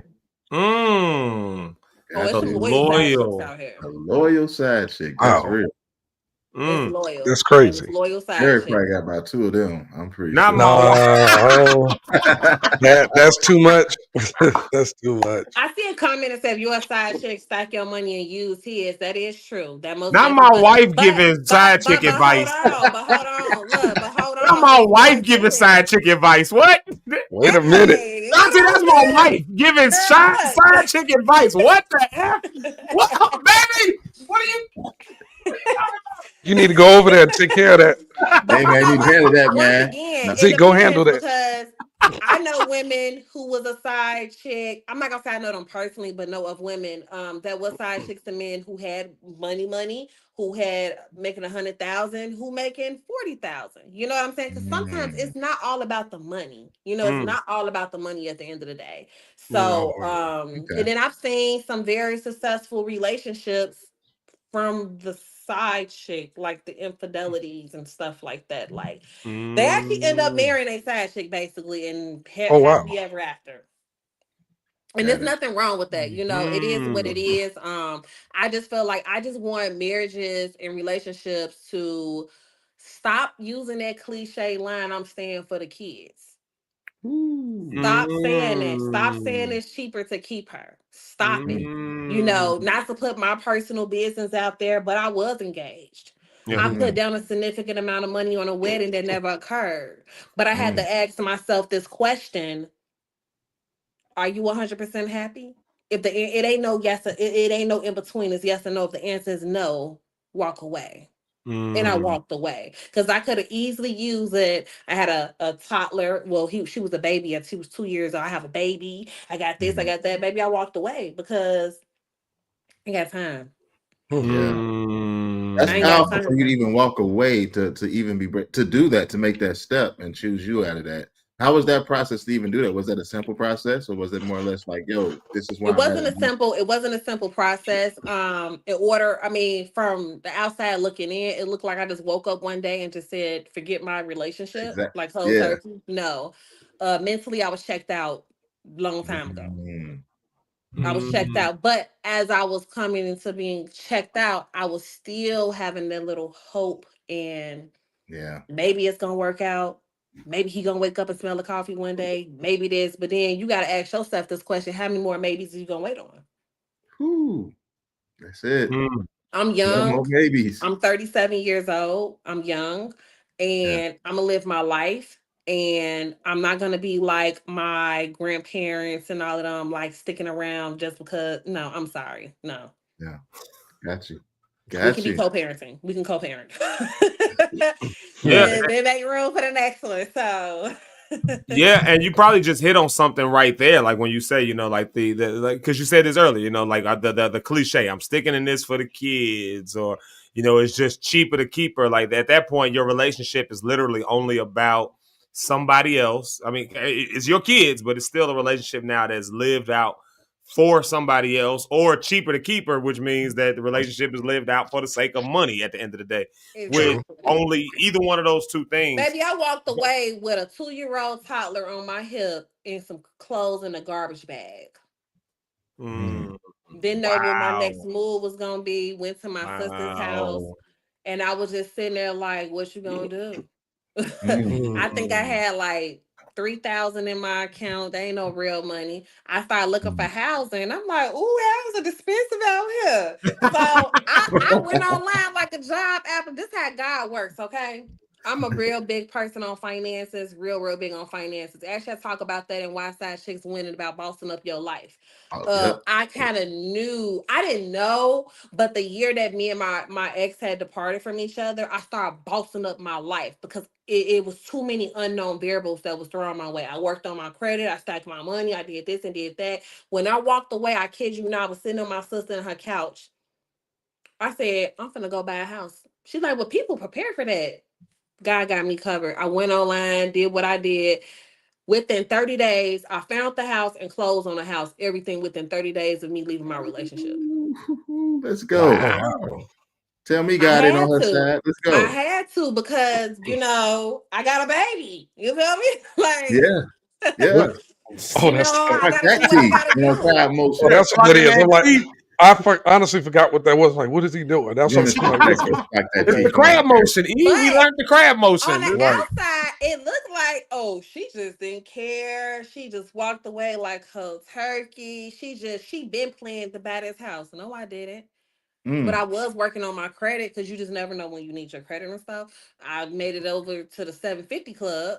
And I'm like, why would I give you $2,500 for rent and I can get $2,500 for a house that's mine? Yeah. Yeah. Yeah. Like So it she's looked like talking I that was real on some boss. shady stuff at the end of my little situation had going on. But it was like, no, I just had to do what I had to do at the end of the day. Don't take it personal. So it is Yeah. what it is.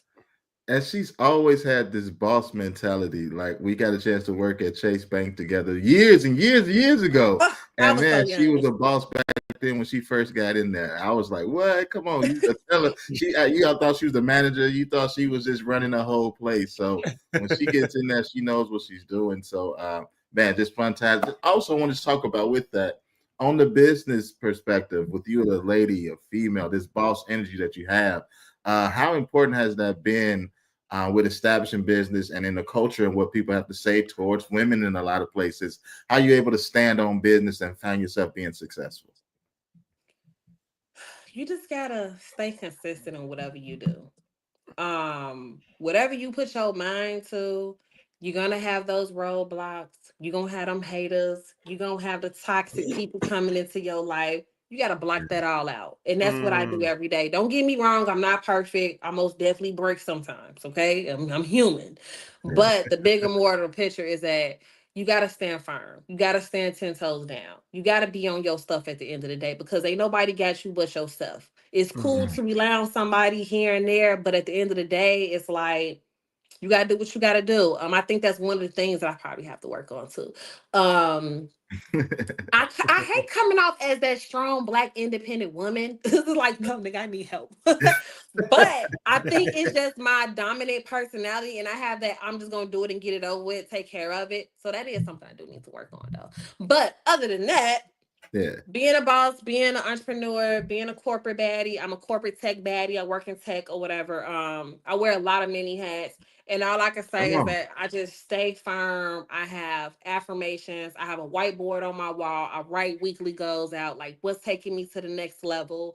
What do I want to hit? I'm actually in the process of trying to write book number 3. And you just gotta be on it. Like you just gotta be on it. Like just be on it. Like don't give up. Like sometimes you don't share everything you doing. Don't share everything you doing. Like, and that was something I had to work on because I always felt like I don't know what it was. I felt like I need that extra layer of validation for some reason. But it's so much in my last situation on a personal side in relationship that I learned from. F everybody. I don't need an extra validation. When I bought my house, no one knew about my house until I posted that picture online. Really? No one. Well, I'm gonna take that back. My sister and my mother and brother. That's it. That's because I needed some money to help me close. but, but outside of that, I'm not. You know what I'm saying? No, move in silence. It's okay to move in silence. You know what I'm saying? Yeah. It's some things that I'm working on right now. No one would not know unless I make a post about it, unless you just find out. Even my dating life, I'm keeping my dating life. Social media just ruined a lot of stuff. You know what I'm saying? Yeah. I got a plan for my next little, you know what I'm saying? Yeah. It's gonna go good. And it keep people out your business too. You know what I'm Right. saying? Like, don't get me wrong, I'm not gonna hide who I'm dating, but I'm just not gonna do all that extra because I don't have to prove nothing to nobody. Listen, that's when me and my wife got married, we didn't tell nobody. I made a post on Facebook the day we decided to get married because we had been dating for a while, and then we decided we're gonna get married. We had some real conversations, some very real conversations, and then from there it was like, all right, bet, let's get married. And we decided to get married like a month later. We eloped, and I made a post on Facebook. I said, so I did a thing. This is when we got engaged. You know, we bought the rings, all that stuff. We went to dinner. I made a post, and I disappeared from Facebook, Instagram, all social media. And when I popped back up, I was married.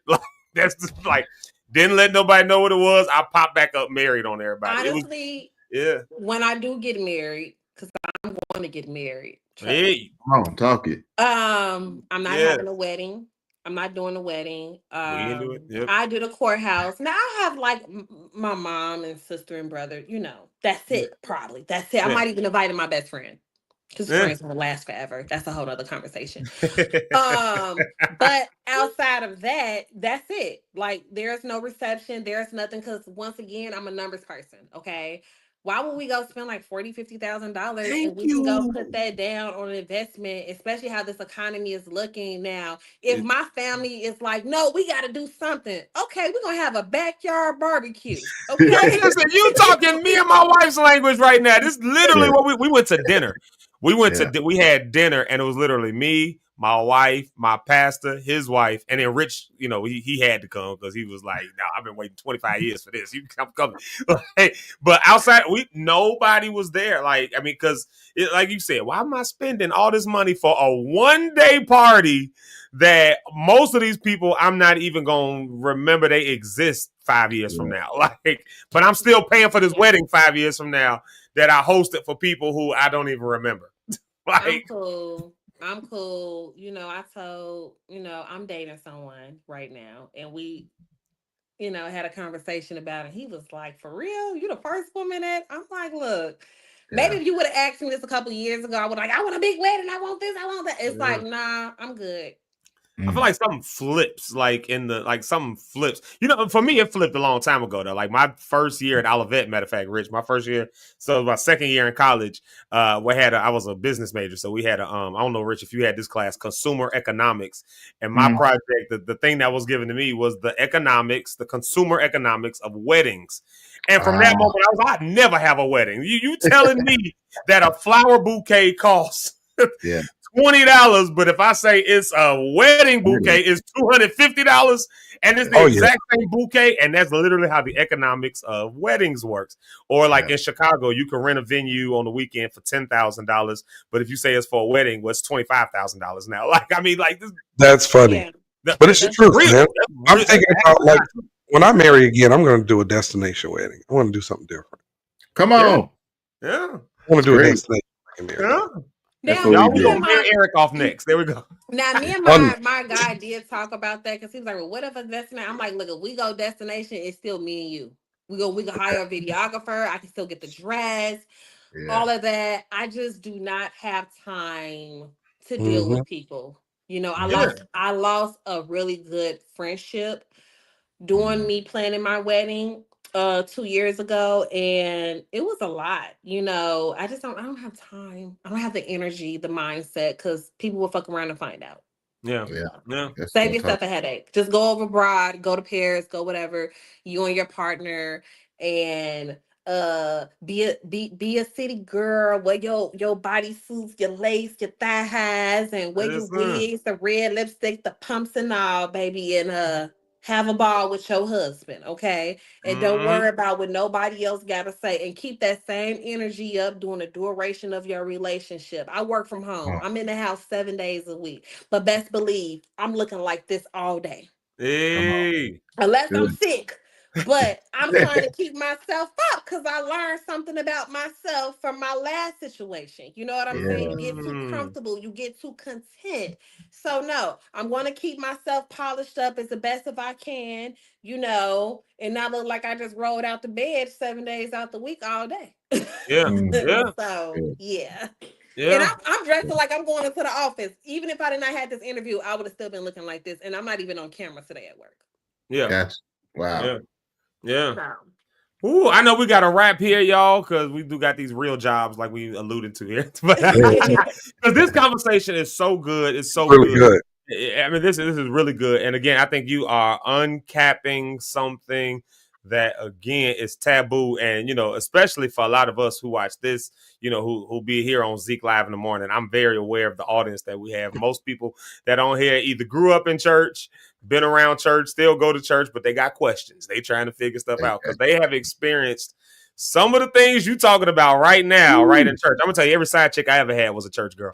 Guess what? I got a story time that a married couple go to the same church, and the side chick is in the church. That's a whole nother conversation for that's more common of a conversation. That's more common of a conversation than you believe. I could go down the list and name 7 pastors, 8 pastors, 10 pastors off the top. I know somebody right now in that situation. That's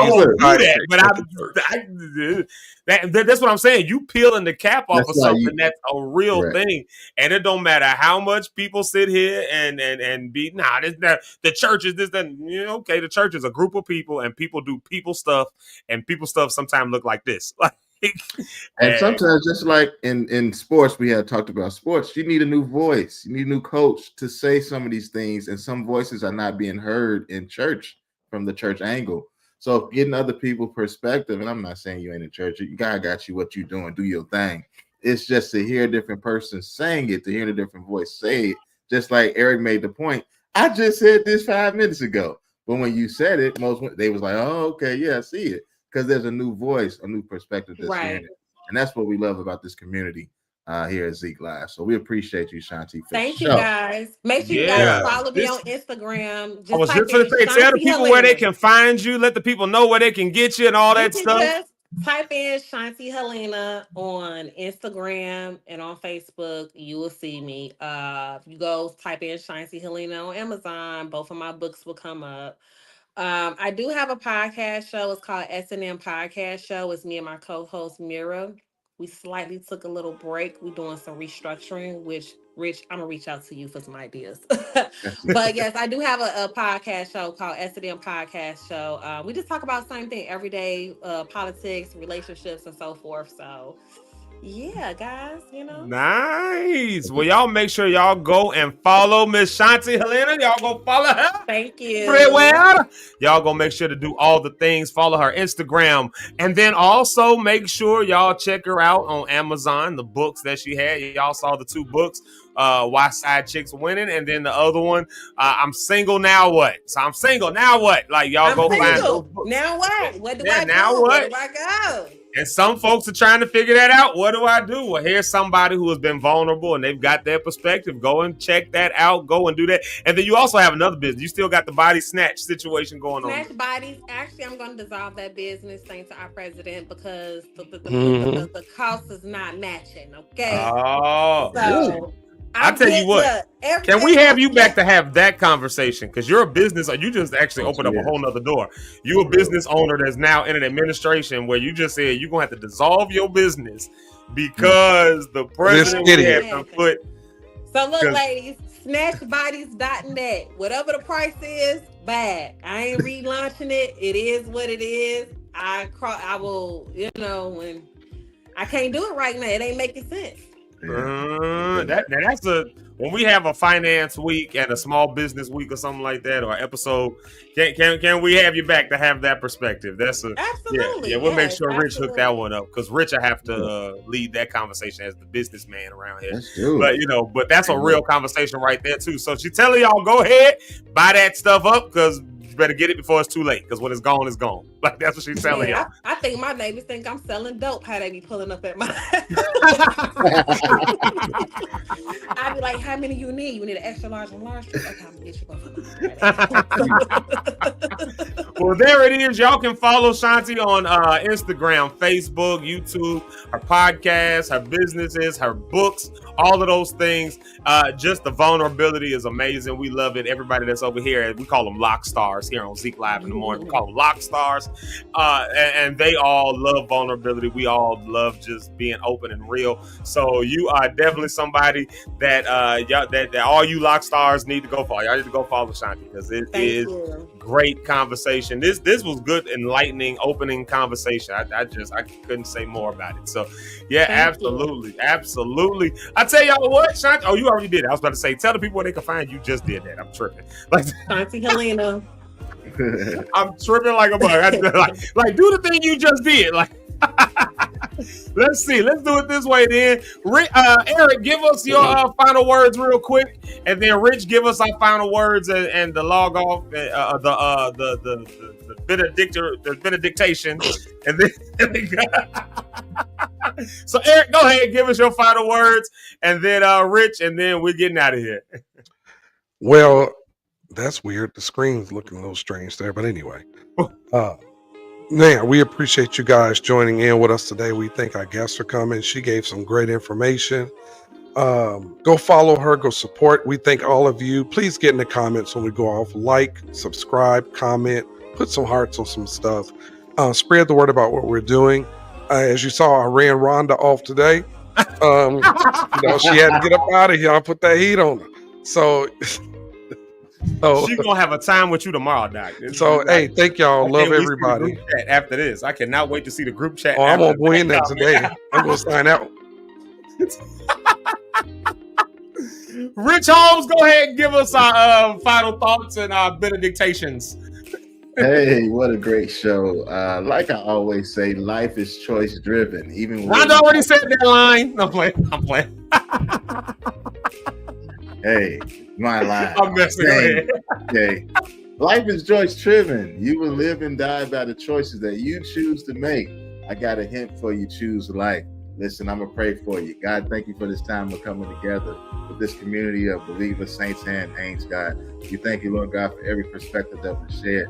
We thank you, Lord God, that the seed was planted, Lord God, and we expect you and others to give to water the seed, Lord God, and we expect you to get the harvest. But let us remember, Lord, even in our time of weakness, in our time of being down, in our time of vulnerability, Lord God, that's where you are our strongest. That's where you are strong whenever we are weak.